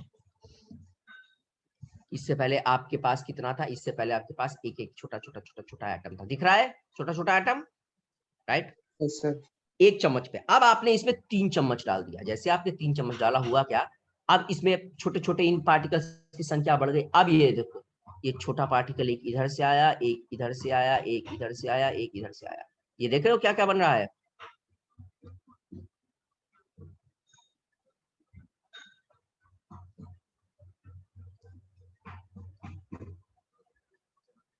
देख रहे हो क्या बन रहा है? हाँ, पहले जो चीज एक एक छोटी छोटी दाने दाने जैसी होती थी, तुमने क्या किया, पहले तुमने जो सिस्टम था उस सिस्टम में चीज यानी सॉल्यूट की संख्या कम थी, तो वो जो था वो इलेक्ट्रोलाइट की तरह बिहेव कर रहा था, वो उसमें बहुत अच्छे से घुला हुआ था। अब उसमें तुमने 3 चम्मच एक्स्ट्रा सॉल्यूट को या डिस्पर्स्ड फेज को या आप बोल दीजिए कंसंट्रेशन उसका बढ़ा दिया, ज्यादा बढ़ा दिया। अब उसमें पार्टिकल बहुत ज्यादा हो गए, पानी कम पड़ गया, पार्टिकल ज्यादा हो गए, इतना ज्यादा सिचुएशन खराब हो गया। तो ये इन्होंने किया क्या, स्टेबल रहने के लिए कह लीजिए, सर्वाइव करने के लिए, अपनी एनर्जी कम रखने के लिए, ये छोटे छोटे पार्टिकल्स एक दूसरे से चिपकने लगे और चिपक के एक बड़ा पार्टिकल बनाने लगे। और बच्चों इसी बड़े पार्टिकल, यही जो बड़ा पार्टिकल बनता है, अब ये पार्टिकल जब बड़ा बन गया और ये पानी में तैरने लगा, तो अब इस सोल्यूशन के अंदर जो पार्टिकल है उनका साइज भी तो बदल गया नहीं बदल गया। अब ये सोल्यूशन 1 नैनोमीटर से छोटा होता है, समझा नहीं समझे? और कोलाइडल नेचर 10⁻⁵ से 10⁻⁷ सेंटीमीटर तक चलता है। तो जब इतने बड़े बड़े पार्टिकल हो गए तो ये उठ के वापस कोलाइडल स्टेट में चला गया, नहीं चला गया, बताओ, समझ आया?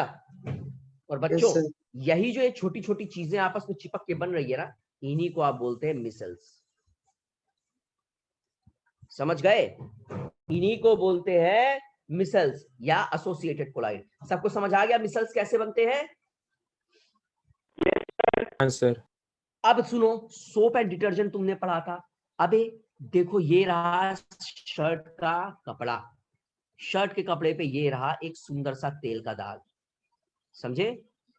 अब दिखाते हैं तुमको, जब मिसल्स का तुम बेसिक समझ गए तो अब तुमको बताते हैं सोप एंड डिटर्जेंट में किस तरीके से चीजें बन रही थी। ये आया सोप का एक मॉलिक्यूल, 2 3 4 5। 1 2 3 4 5, 5 चीजें एक चीज को पकड़ी हुई हैं। ये पूरा का पूरा तुमको नजर आ रहा है ये क्या बना है? दिस पूरा सेटअप, एक चीज यहाँ पे और ये चीज यहाँ पे, this whole thing is a micelle. समझा नहीं समझे? डस्ट या ऑयल पार्टिकल्स को सोप के मॉलिक्यूल अपनी पुच्छी से पकड़े हुए हैं। This whole setup is a micelles. समझा नहीं समझो? इसी को तुम क्या नाम से जानते हो केमिस्ट्री की भाषा में? स्कम। समझा नहीं समझे? Yes sir. ठीक है। अब बच्चों तुम्हें दो बात बहुत इंपॉर्टेंट समझनी है जो सोप के बारे में is like a fun fact, but question पूछा जा सकता है। पहला, मिसल्स के फॉर्मेशन के लिए क्या क्या इंफॉर्मेशन या क्या क्या चीजें जरूरी हैं? बच्चों मिसल्स का फॉर्मेशन दो गिवन वेरी इंपॉर्टेंट कंडीशंस पे होता है।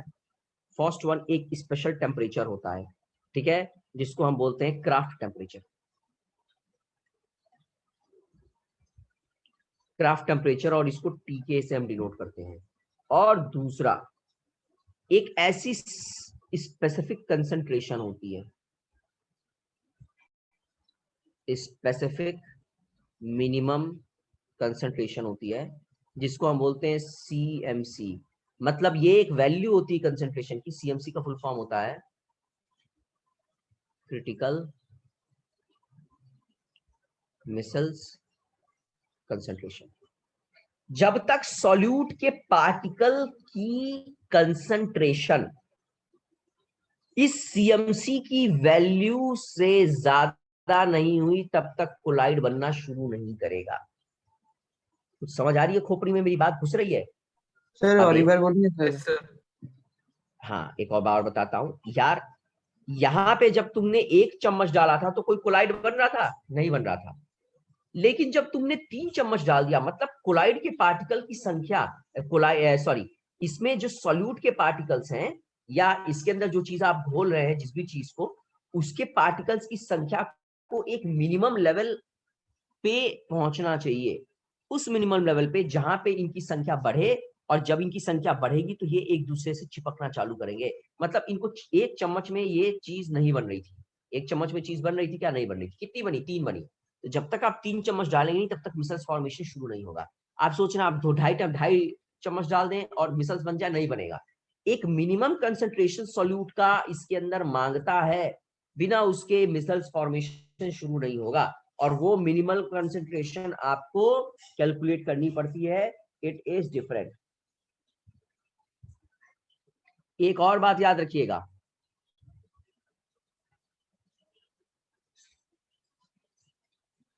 on dilution these colloids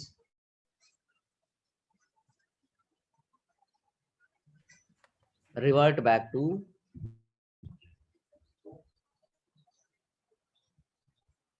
their individual ion।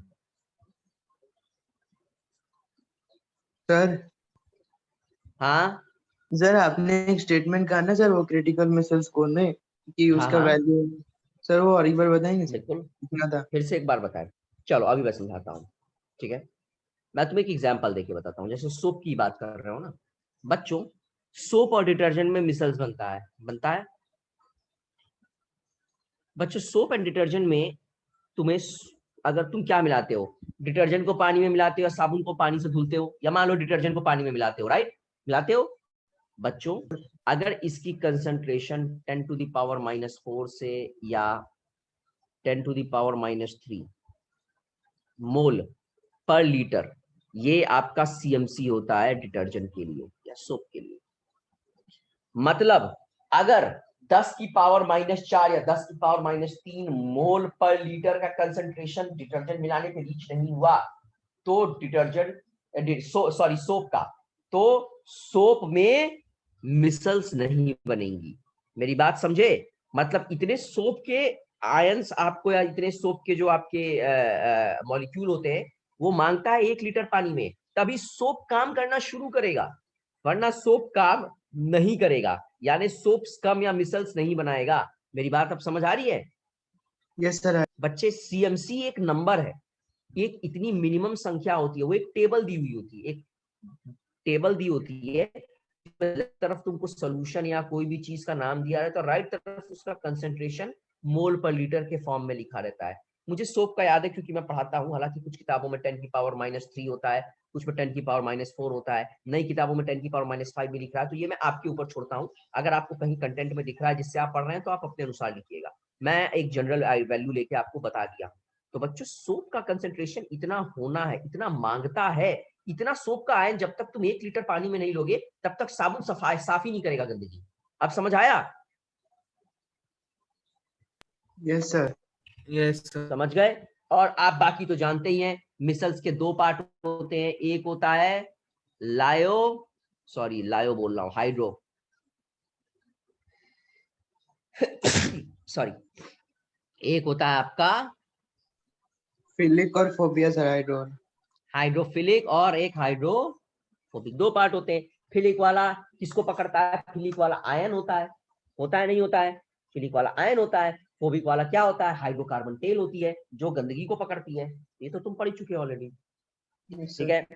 अब एक बार और जल्दी से आपको बता देता हूँ कोलाइड्स के बारे में। बच्चों इनका साइज 10⁻⁵ से 10⁻⁷ सेंटीमीटर के बीच में होता है। इलेक्ट्रॉन माइक्रोस्कोप में विजिबल होते हैं, ठीक है।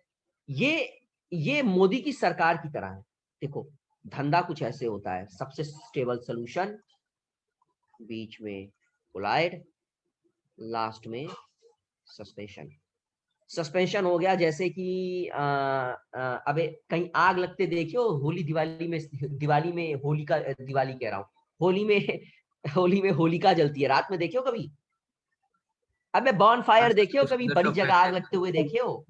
हाँ सर। बड़ी जगह आग लगते हुए देखियो? Yes, देखते हो sir. धुएं के साथ sir. राख उड़ते हुए जाती है हवा में, देखते हो ना? सर, ऊपर धुएं के गिरता साथ है। राख का पार्टिकल बहुत ऊपर तक जाता है। बच्चों वो सस्पेंशन का एग्जांपल है।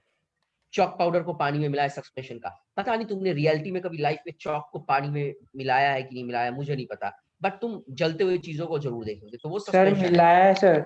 अच्छा, मिलाया है, पानी चलो में ठीक मिलाया है सर। है। सबने नहीं मिलाया होगा, बट सबने चीजों को जलते हुए जरूर देखा है, ठीक है। तो बच्चों जब भी कोई चीज जलती है उसके साथ जो धुआं उड़ता है, सस्पेंशन, मतलब सस्पेंशन के जो चीजें होती है वो कभी सॉल्युबल नहीं होती है। सॉल्यूशन इतना सॉल्युबल होता है कि साला दिखता ही नहीं है कोई पार्टिकल। तो कोलाइड इनके बीच का सिस्टम है, इनका बीच वाला सिस्टम है। ये सॉल्यूशन की तरह भी नहीं है, ये सस्पेंशन की तरह एकदम नॉट सॉल्युबल भी नहीं है, सॉल्यूशन की तरह एकदम प्योर सॉल्युबल भी नहीं है। ये बस टिका हुआ है मोदी के सरकार की तरह। ये तब तक सॉल्युबल है, ठीक है, तब तक सॉल्युबल है जब तक इसके अंदर चीजें होल्ड अप कर रही हैं। अगर आप इसको कोलाइड, किसी भी कोलाइडल सिस्टम का सबसे बड़ा दुश्मन क्या होता है? सेंट्रीफ्यूगेशन। सेंट्रीफ्यूगेशन जानते हो क्या होता है? अबे सीआईडी देखियो, सीआईडी, उसमें वो जो एसीपी प्रद्युम्न के साथ, तो डॉक्टर का क्या नाम है यार, मैं भूल गया, बहुत पहले देखा करता था। वो डॉक्टर को देखते हो, जब भी उसको खून का सैंपल लाते थे, गोल रंग की मशीन होती है, उसको बटन दबाता है, घूमने लगती है मशीन, टेस्ट ट्यूब के अंदर डाल के। सर लाइटर पार्टिकल ऊपर आता है सर, एक रोटर हाँ मशीन में घुमाते हैं। हाँ, तुम लोग पता नहीं तुम्हारे लैब में देखे हो कि नहीं देखे होगे, तो एक बायो ऐसे में गोल देखे रंग थे की मशीन। सेंट्रीफ्यूज। अच्छा देखे हो, चलो अच्छी बात है। फिर इसमें ऐसे ऐसे टेस्ट ट्यूब रखे रहते हो, ये घूमती है और ये इतनी स्ट्रॉन्ग रोटेशन होती है कि कोलाइड, अगर आपको कोई भी कोलाइड सिस्टम को तोड़ना है उसके कंस्टिट्यूएंट्स में, कोलाइड सिस्टम को मारने का ब्रह्मास्त्र है सेंट्रीफ्यूगेशन। 99% कोलाइडल सिस्टम दुनिया के टूट जाते हैं जब आप उन सिस्टम को एक टेस्ट ट्यूब में लेके और इस सेंट्रीफ्यूगेशन ट्यूब में डाल दें। सेंट्रीफ्यूगेशन से उसके डिस्पर्शन मीडियम अलग होते हैं। तो कोलाइडल सिस्टम को तोड़ने का ब्रह्मास्त्र क्या मिला? सेंट्रीफ्यूगेशन। समझ गए? चलिए अच्छा ठीक है बच्चों, इनको रिकवर आप नहीं कर सकते। अगर आप इनको एक बार तोड़ दिए तो आप सोचेंगे कि आप इनको इवापोरेट कर दें, फिल्टराइज कर दें, क्रिस्टलाइज कर दें। एक बार जब ये टूट गया कोलाइड तो ये दोबारा आप रिकंस्टिट्यूट नहीं होगा, ठीक है। और एक और इंपॉर्टेंट बात इसके बारे में, ये टिंडल इफेक्ट दिखाता है। आपको पता है ना टिंडल इफेक्ट क्या होता है? ये टिंडल इफेक्ट दिखाता है। इसका नेचर ट्रांसलूसेंट होता है। अब एक ट्रांसपेरेंट होता है, ओपेक होता है, और एक होता है ट्रांसल्यूसेंट। ये ट्रांसल्यूसेंट नेचर के होते हैं, यानी ट्रांसलूसेंट दिखाते हैं। और ऑफ कोर्स ये it is not homogeneous, it is a heterogeneous. चीजें डिसॉल्व नहीं है, चीजें बस हेल्ड अप है। तो this is all there is to know about second chapter of class 9, that is पूरे सेकंड चैप्टर क्लास 9 का is matter around us pure जो है ना, उसमें सबसे इंपॉर्टेंट यही चीज है कोलाइड, बाकी सब तो बच्चा भी पढ़ लेगा, तुम्हें बता दिया है। अब मैं उम्मीद करूंगा तुम्हें मिसल्स को समझने में थोड़ी आसानी हो रही होगी, राइट? तुम्हें मिसल्स को मैंने एकदम बेसिक ओरिजिन से बता दिया है। 9th में इतना पढ़े थे क्या? ना सर, बस वो जो लिक्विड गैस वो सब बस पढ़े थे। हम लोग लेवल पे किए थे। Okay, no problem. अब तुम हाई एनसीईआरटी, अभी भी हाई, अभी इसको मैं हाई एनसीईआरटी तो नहीं बोलूंगा, but it is okay okay level पे तुम। सर तो ये बात है, इसका मतलब जब भी सर गंदगी का जो पार्टिकल होता था तो आप बोलते थे कि सर वो साबुन का जो पार्टिकल होता है ना, उसका 2 हिस्सा होता है।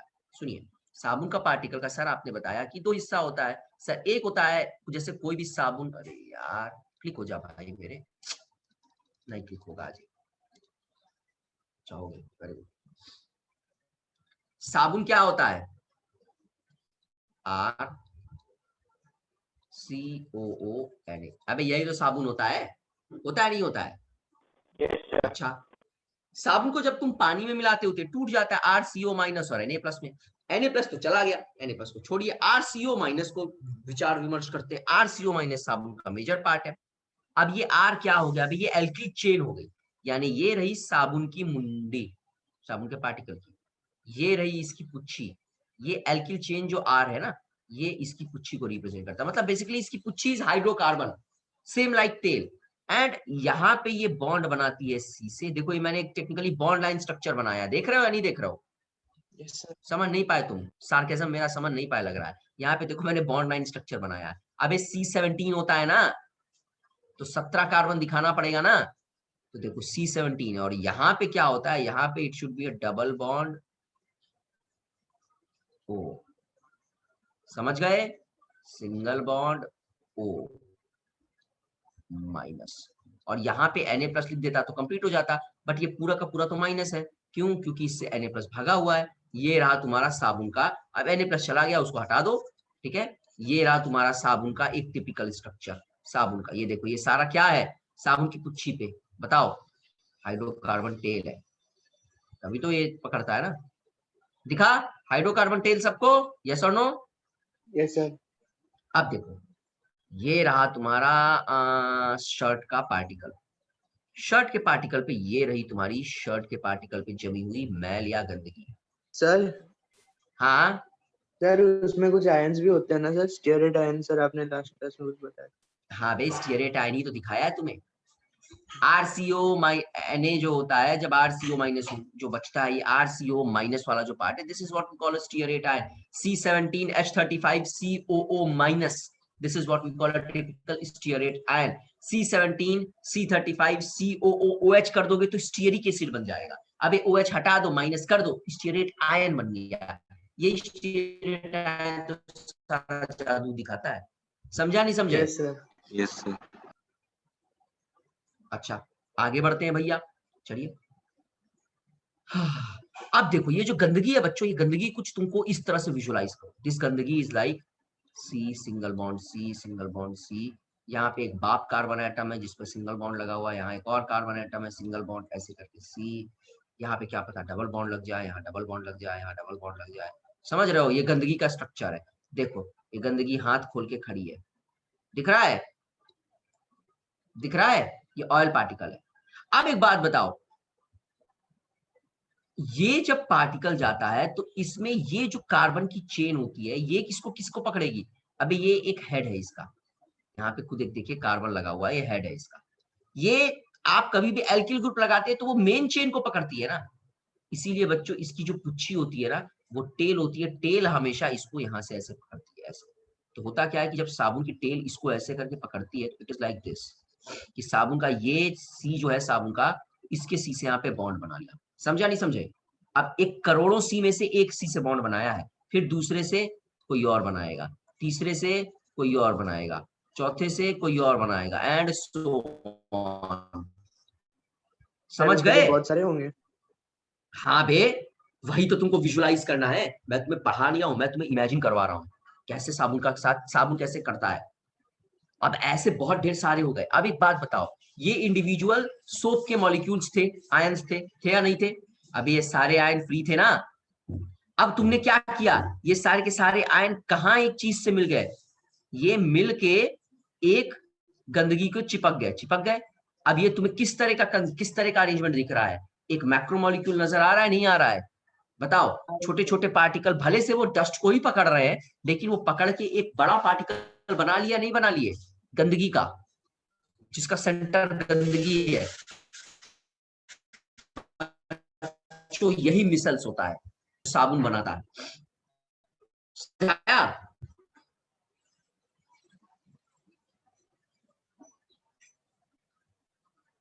Yes sir. यही जो होल अरेंजमेंट है ना, इसी को मिसल कहते हैं। यही होल अरेंजमेंट है, यही मिसल्स होती है। साबुन का यही काम होता है, आयन सप्लाई करना, ताकि वो आयन बाद में जाके जिसको आप कहते हैं एक मिसल्स को बना ले। अनवी समझ आया? Yes sir. Isha, Manasmita, Nishida, yes sir.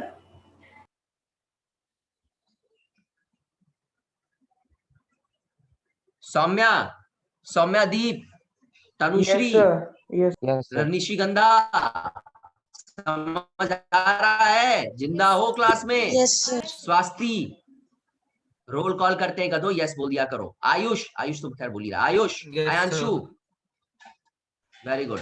समझ आ रहा है सबको? कोई डाउट है तो पूछ लीजिए। बच्चों बहुत इंपॉर्टेंट है, मैं बिल्कुल नहीं चाहता हूं मेरा इतना मेहनत करने के बाद तुम्हें रटना पड़े। इतना ज्यादा ये सीख लो ना कि अपने साथ के बच्चों को पढ़ाओ। समझा नहीं समझे? मैं जब भी ये टॉपिक अपने पढ़ाता हूँ, मैं जब भी दिल्ली में ये सब चीज पढ़ाता था, मेरे साथ का बच्चा, मेरे से पढ़ा हुआ बच्चा बाकी लोगों को पढ़ाता था, बोलते थे सर आज तो बहुत फन किए हम तो कैसे फन किए बताओ जरा। सर आज तो हम गए 4-5 लड़का सब मिला, सर पकड़ के बैठ के पढ़ा दिए सबको। क्या पढ़ा दिए सर? सोप। उनको कुछ आता ही नहीं था सबको। वेरी गुड, बेहतर है भाई। पांडे सर से पढ़े तो कम से कम सोप तो पढ़ा ही सकते हैं सब। इतना इन डेप्थ में पढ़ा नहीं इसीलिए ताकि आप बाकी लोग को पढ़ा सके। It will show your domination कि आप you are getting better education. समझा नहीं समझे? तो बच्चों मिसल्स कैसे बन रहा है? सोप का छोटा छोटा पार्टिकल जाके गंदगी को पकड़ ले रहा, अब वो गंदगी और सोप का पार्टिकल मिलके एक अरेंजमेंट बना रहा है जिसको आप मिसल्स बोलते हैं। अब यार मेरी एक बात बताओ, मिसल्स बनने के लिए अब तुम्हें समझ आ गया सोप का ये आयन बड़ा जरूरी है, स्टीयरेट आयन। मानते हो या नहीं मानते हो? यस और नो? जल्दी जल्दी हाँ ना में जवाब दो। Yes sir. अच्छा, अगर मैं किसी जादू से इन आयंस को गायब करने लगूं तो क्या तुम मिसल्स बना पाओगे?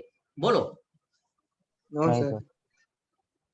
अबे अगर ये सोप का पार्टिकल मैं गायब कर दिया कहीं से जादू से, तो इस पे मिसल्स बनेगा? नहीं बनेगा। यही काम बच्चों हार्ड वाटर करता है। ध्यान से सुनो, ये जो सोप का पार्टिकल है, तुम एक बात ध्यान नहीं दी होगी, इसके ऊपर एक बड़ा सा माइनस साइन लगा है। लगाया नहीं लगाया? Negative ion. पानी जब हार्ड होता है बच्चों, तो पानी के अंदर कैल्शियम +2 और मैग्नीशियम +2 जैसे आयंस होते हैं। अब बाकी का विज्ञान तो तुम 2 मिनट में ही समझ सकते हो। देखो यहाँ पे एक तरफ तुम्हारे पास निगेटिव आयन है जो मिसल्स बनाने के लिए जा रहा है, ये पार्टिकल है, मिसल्स बनाने के लिए जा रहा है, और यहाँ पे Ca+2 है। अब माइनस और प्लस को देखेगा तो क्या होगा? पकड़ लेगा। अब मान लीजिए इस आयन को अगर मैं रिप्रेजेंट कर रहा हूं RCO- से, तो क्या होगा? कैल्शियम जो है वो पकड़ लेगा एक साथ RCOO होल ट्वाइस। समझा नहीं समझे? Yes sir. Yes sir. अब ये जो आयन तुम्हारा जा रहा था मिसल्स बनाने, इसको कैल्शियम ने पकड़ लिया नहीं पकड़ लिया? पकड़ लिया। तो अब एक बात बताओ यार, क्या गंदगी निकलेगी शर्ट से? नहीं।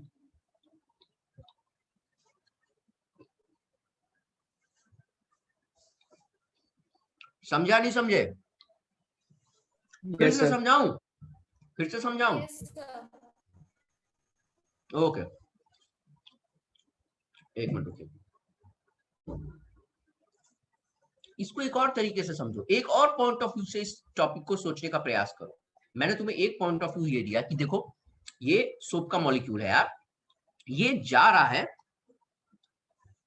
डर्ट के मॉलिक्यूल को पकड़ने, लेकिन जब पानी हार्ड होगा तो हार्ड पानी में Ca+2 Mg+2 आयन होंगे जो इस सोप के मॉलिक्यूल से रिएक्ट करके ये कंपाउंड बना लेंगे। या तो कैल्शियम लिख लीजिए यहाँ पे, नहीं तो मैग्नीशियम लिख लीजिए, आपके ऊपर है, मैं छोड़ता हूँ। ठीक है, ये इस आयन को पकड़ लेंगे, इससे इसको आयन को ये कंपाउंड बना लेंगे। अब ये प्रेसिपिटेट हो जाएगा। प्रेसिपिटेट मतलब ये सॉलिड फॉर्म में गंदगी की तरह, या इसका तो मैं नहीं बोलूंगा, बट लाइक वैसे करके निकल जाएगा। तो ये पहुंच नहीं पा रहा है। This is one way to see this. There is also another way, that way is more conceptual. यार मिसल्स बनने के लिए तुमको मैंने बेसिक्स मिसल्स की पढ़ा दी, एकदम बेसिक्स से पढ़ाया मिसल। मुझे एक बात बताओ, मिसल बनने के लिए सबसे जरूरी चीज क्या होती है? आइए यहां पे बात करते हैं। इस बाल्टी में मेरे बहुत ढेर सारे छोटे पार्टिकल हैं, मुझे इनसे मिसल्स बनाना है। मिसल्स बनने के लिए सबसे बेसिक चीज की जरूरत क्या है?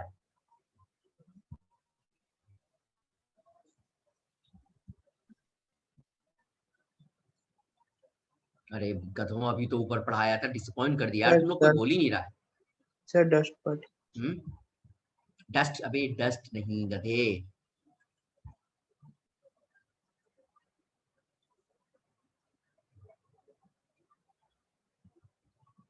CMC।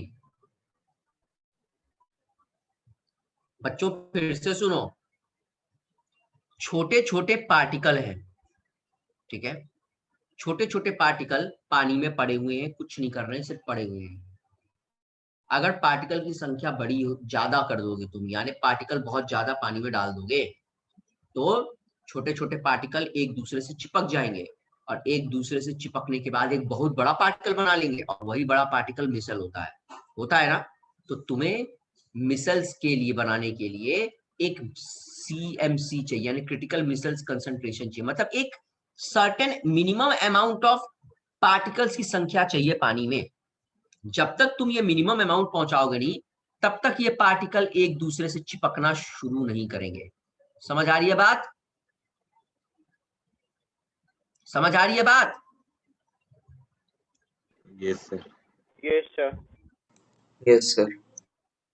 जब पानी में Ca+2 और Mg+2 जैसे आयन रहते हैं, तो ये जो इंडिविजुअल सोप के आयन है, अबे तो इसी तरीके से एक बात बताओ, ये सोप के आयन की भी संख्या एक लिमिट पे पहुंचेगी, तभी तो ये सोप का आयन पकड़ना शुरू करेगा तेल को ना।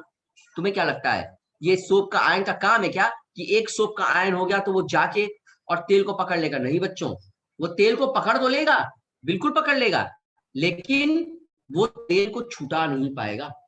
तेल को छुटाने के लिए एक certain number of soap ions चाहिए, और वो certain number of soap ions जब एक तेल के पार्टिकल से चिपकेंगे तभी वो मिसल्स बनेगी, और जब वो मिसल्स बनेगा तभी वो कपड़े से उपचेगा, यानी कपड़े से छूटेगा, वरना वो वैसे ही कपड़े पे चिपका रहेगा, आपका साबुन व्यर्थ हो जाएगा। तो ये सोप का आयन जो जा रहा है, जिसको ये कैप्चर कर ले रहा है, तो क्या नंबर ऑफ सोप पार्टिकल्स कम नहीं हो रहे हैं? बोलिए, ये आयन के सोप के जो आयन्स हैं, क्या इनकी संख्या कम नहीं हो रही है? बोलिए, हो रही है ना? तो जब इनकी संख्या कम होगी तो क्या मिसल्स के लिए जो क्रिटिकल कंसंट्रेशन रिक्वायर्ड है वो पहुंच पाएगी? No sir. नहीं पहुंच पाएगी। तो क्या मिसल्स आयन बना पाएंगे?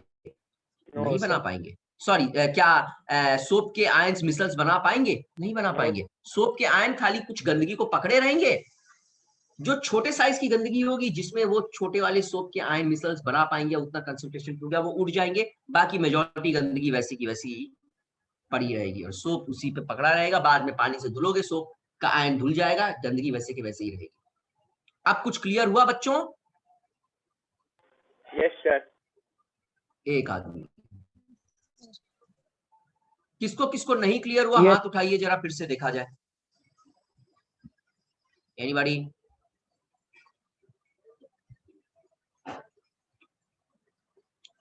सबको समझ आ गया?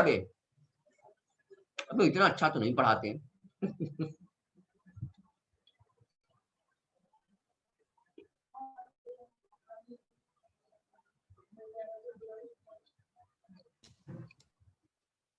चलिए,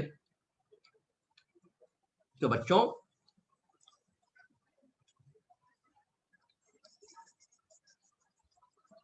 this is how you have to understand micelles and soap. मेरी दो बातें हमेशा याद रखिएगा। पहला, जब आप साबुन को पानी में मिलाते हैं तो साबुन के मॉलिक्यूल्स जो है या साबुन के जो आपके आयंस है, स्पेशली स्टीयरेट आयन जो है, उसकी एक मिनिमम अमाउंट होगी। जैसे मान लो मैं तुमसे कहता हूँ कि तुमने एक बाल्टी में अगर साबुन में या रिन साबुन से धुल के कोई चीज डाली है, तो रिन साबुन को गंदगी साफ करने के लिए एक बाल्टी में 100 लाख रिन साबुन के आयंस चाहिए। जब तक 100 लाख या 100 लाख तो ज्यादा ही बोल दिया, हम इमेजिन कर रहे हैं, चलो मान लिए 100 आयंस चाहिए, ठीक है। मिसल्स फॉर्मेशन के लिए यानी रिन को एक्चुअली में काम करने के लिए, रिन साबुन कब गंदगी निकालेगा? जब रिन साबुन के आयंस मिसल्स फॉर्म कर पाएंगे डर्ट पार्टिकल के साथ, यस। और वो तब पॉसिबल होगा जब रिन साबुन के आयंस एक मिनिमम कंसंट्रेशन को फॉलो कर पाए। अब अगर मैं आपको बोलता हूं कि भाई एक्सपेरिमेंट बोलता है कि एक बाल्टी पानी में अगर आपको कपड़ा धोना है तो रिन साबुन के मिनिमम 100 आयन चाहिए, तो अगर वो पानी हार्ड नहीं है और आपने रिन साबुन लगा दिया, अब आपने उस आयन की संख्या को 100 से 200 कर दिया, इससे कोई दिक्कत नहीं है, मिसल ज्यादा बनेगी, इट इज ओके, ज्यादा कपड़ा साफ होगा। बट अगर आपने उसको 100 या 110 भी रखा है, जब तक आप इस कंसंट्रेशन से ऊपर हैं या कंसंट्रेशन पे है, मिसल्स बनती रहेंगी। दिक्कत तब होगी जब आप इस कंसंट्रेशन से नीचे आएंगे। अब नीचे आने का कि पानी के अंदर एक ही समस्या हो सकता है। केस नंबर 1, या तो आप बहुत बड़े चिंदी चोर हैं और आप ज्यादा साबुन लगा नहीं रहे, which is not the case, क्योंकि साबुन बना होता है कि उसको थोड़ा भी लगाया जाए तो इफेक्ट करता है। सेकंड, एक ही पॉसिबिलिटी हो सकती है कि आपके पानी के अंदर कैल्शियम और मैग्नीशियम जैसे आयंस मौजूद हैं। अब इस केस में जब आप 120 आयन फेंकेंगे पानी के अंदर रिन साबुन लगा के, तो वो करेगा क्या? आपको 100 चाहिए सीएमसी मिसल्स बनाने के लिए, वो करेगा क्या?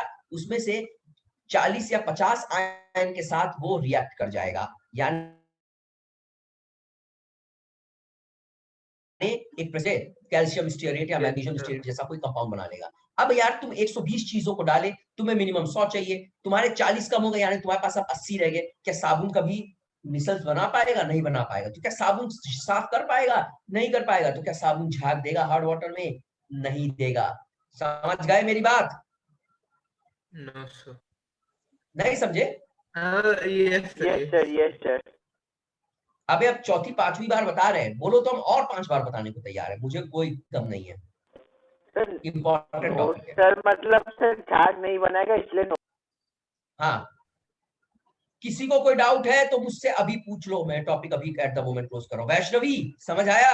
गलती टाइप करेगी तो मैं भूल गया, गलत आदमी से सवाल पूछ गया। निशिगंधा, यस सर। समझ आया? हाँ सर। सर हाँ सर अभी जो आपने लास्ट हार्ड वाटर का बताया, एक और बार बता सकते हैं? हार्ड वाटर का क्या Yes, आपको sir. नहीं समझ आया? मुझे स्पेसिफिकली बताइए तो मैं उस पर फोकस करूं। सर मैं लास्ट वाला एक बार समय छूट गया, एक बार और बता दीजिए हार्ड वाटर का। अरे गधी, कहां तक सुनिए ये तो बता दे।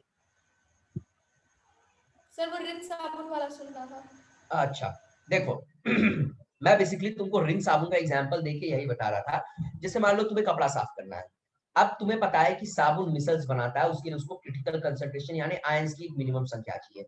मैं तुमसे कहता हूं कि तुम रिन साबुन को पानी में घोल के अगर एक बाल्टी में तुम्हें कपड़ा धुलना है तो उसमें मिनिमम तुमको 100 रिन साबुन का आयन चाहिए, समझे? यानी 100 आयन अगर तुमको रिन साबुन के मिल जाए तो तुम्हारा साबुन मिसल्स बना लेगा और साफ सफाई कर देगा। नॉर्मल केस में अगर पानी अच्छा है और आपने 110 आयन डाले, 105 आयन डाले, मिसल्स बनेगा, पानी साफ सफाई होगी। दिक्कत कब होती है बच्चों? दिक्कत तब होती है जब पानी हार्ड होता है। जब पानी हार्ड होता है तो देखिए उसमें कैल्शियम और मैग्नीशियम जैसे ऐसे आयंस मौजूद रहते हैं। अब इस केस में मान लीजिए आपने 120 या 130 120 आयंस आपने डाले साबुन के एक बाल्टी पानी में, चाहिए आपको 100, फिर भी आपने 120 डाला, ठीक है। अब पानी हार्ड है तो पानी में जो कैल्शियम और मैग्नीशियम होगा ये करेगा कैल्शियम स्टीयरेट या मैग्नीशियम स्टीयरेट, यानी ये वो 120 आयन में से 40-50 आयन को अपने साथ पकड़ के ये कंपाउंड बना लेगा। अब यार मिसल्स बनाने के लिए तो तुमको 100 चाहिए थी, 40 तो खत्म हो गया, 120 में से कितना बचा? 80। क्या 80 पे मिसल्स कभी बनेगी? नहीं बनेगी। समझिया नहीं समझी? तो साबुन झाग नहीं देगा और सफाई नहीं करेगा सही से। अंडरस्टूड? Yes sir. चलिए, तो मैं उम्मीद करूंगा आपको मिसल्स बहुत अच्छे से समझ आ गया। क्या आपको लगता है आपको इतना अच्छे से समझ आ गया कि अब आप अगर घर जाके इसको 1-2 बार पढ़े तो आप बाकी जनता को समझा पाएंगे? यस और नो? कितने लोगों को ये कॉन्फिडेंस आया? हाथ उठाइए जरा देखें तो। 1 2 खुद पढ़ना पड़ेगा पहले। पढ़ना पड़ेगा, कोई दिक्कत नहीं है। चलिए 3 लोग को कॉन्फिडेंस आया है, 4 5 6। ओके, इतना मेहनत करने के बाद अगर 6 बच्चे बोलते हैं कि मैं जाके बाकियों को पढ़ा लूंगा, तो that is a very good thing, कोई दिक्कत नहीं। I will call the lecture successful. बच्चों देखो, टॉपिक थोड़ा घुमावदार है। टॉपिक घुमावदार इसलिए क्योंकि इवन आपका बोर्ड्स में भी थोड़ा सा क्वेश्चन जो पूछता है ना, तो क्वेश्चन पूछता तो बड़ा सिंपल है। अगर आप रटा रटा डेफिनेशन दे देंगे तो आपको फुल मार्क्स मिल जाएगा, this no doubt about it. But जो टीचर चेक करता है ना, आप उसको एनसीईआरटी का लैंग्वेज लिखिए, मेरा लैंग्वेज लिखने का जरूरत नहीं है, मेरे लैंग्वेज पे नंबर नहीं मिलेगा। आप उसको एनसीईआरटी की किताब में जो लिखा, आपके स्कूल के टीचर का लैंग्वेज पे भी नहीं मिलेगा। एनसीईआरटी की कॉपी बाहर जाती है, आपको पता नहीं है। मैंने आपको बताया था ना, मेरे पापा केवी में थे और वो स्टाफ सेक्रेटरी थे पूरे केवी संगठन के।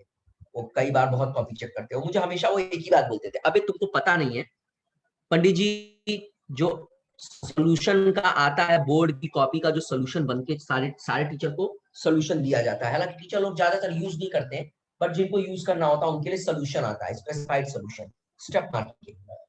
वो जो सॉल्यूशन बनता है ना,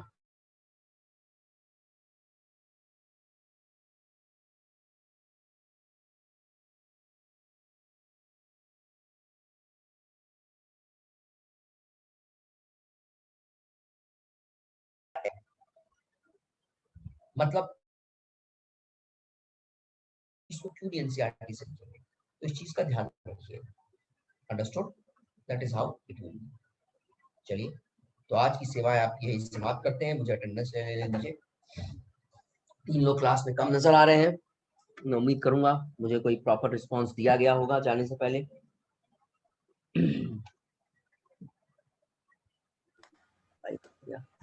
सर हाँ बोलिए, किसी को सर- डाउट पूछना है तो आप पूछ सकते हैं, दिस इज योर टाइम। नहीं सर, डाउट नहीं है sir. Next class sir bond line वाले सर थोड़े क्वेश्चन करवा दीजिए। हाँ यार, बॉन्ड लाइन करवाना था, मिसल साहब ने पूछ लिया। ये देखो बॉन्ड लाइन क्वेश्चन मुझे बिल्कुल करवाना। मुझे एक बात बताओ, मैं बॉन्ड लाइन तुमको एक्चुअली में करवाना चाहता हूँ। क्यों? क्योंकि यार देखो, मोल कंसेप्ट ऐसा है कि मैं अगर तुमको फॉर्मूला बता दूं और तुम्हें शीट दे दूं तो शायद तुम कर सकते हो। It is not that much of a hard thing. Why? Because it is mathematics. मेरी नजर में मैथमेटिक्स है। अगर आपको कुछ और लगता है तो दैट इज फाइन बाय मी, मैं पढ़ाऊंगा पूरा, बट स्टिल बॉन्ड लाइन मैं इसलिए करवाना चाहता हूँ आपको, उसका 2 पर्पज है।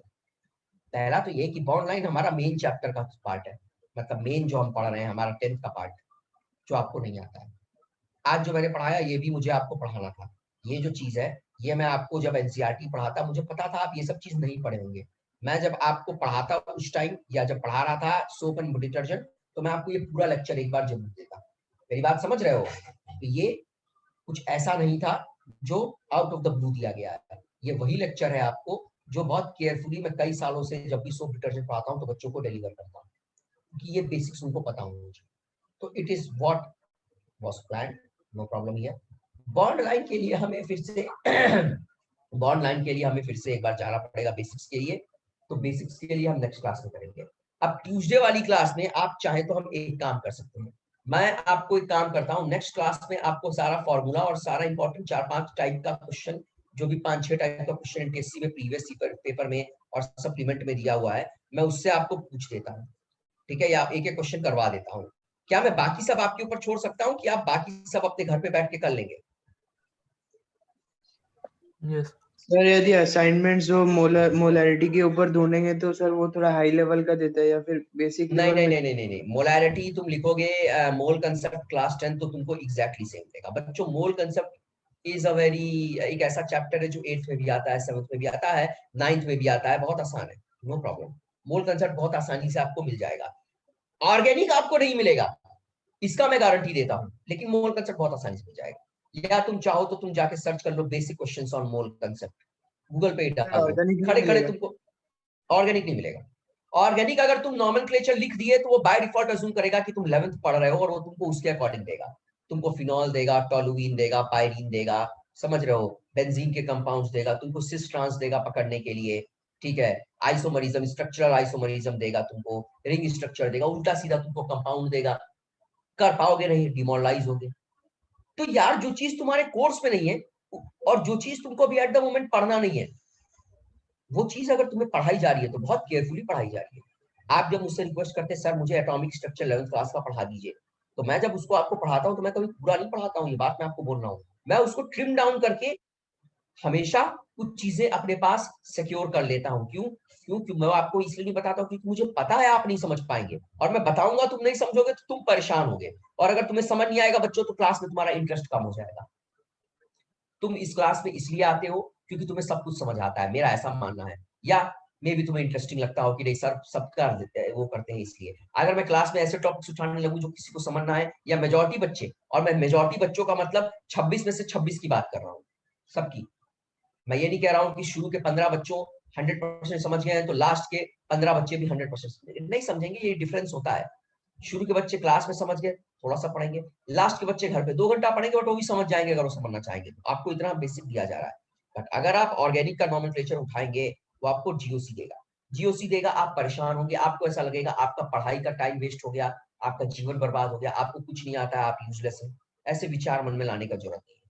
मैं क्वेश्चन अपने एंड से खुद बना के करवा दूंगा, that is all fine by me. आपको जीओसी आपको नॉमेनक्लेचर पढ़ना ही नहीं है 10th में, मैं आपको इसलिए पढ़ा रहा हूँ ताकि थोड़ा आपका कॉन्फिडेंस बूस्टअप हो जब तुम्हें लगेगा तो, और 11th में तुम्हें बहुत हेल्प मिलेगी। अंडरस्टूड? तो जीओसी छोड़ दो, सॉरी ऑर्गेनिक छोड़ दो, नॉमेनक्लेचर, मोलैरिटी पे ध्यान दो, मोलैरिटी लगाओ। मैं मोलैरिटी से टाइम अगर अपना सेव करूंगा तो मैं ऑर्गेनिक में इन्वेस्ट करूंगा, क्योंकि एक्स्ट्रा क्लास थोड़ी दिक्कत होगी देने में। समझ गए? Yes sir. चलिए चलिए, आपका अटेंडेंस हो चुका है, you can leave now. Sir notes Thank you, sir. GC में डाल दीजिएगा। नोट्स जीसी में डाल दें? Yes sir. अरे यार तुम लोग का नोट्स का बड़ा रोना रहता है। रुको जरा एक मिनट, अच्छा एक मिनट होल्ड करो, मैं नोट्स अभी ही जीसी में डाल देता हूँ। Control P,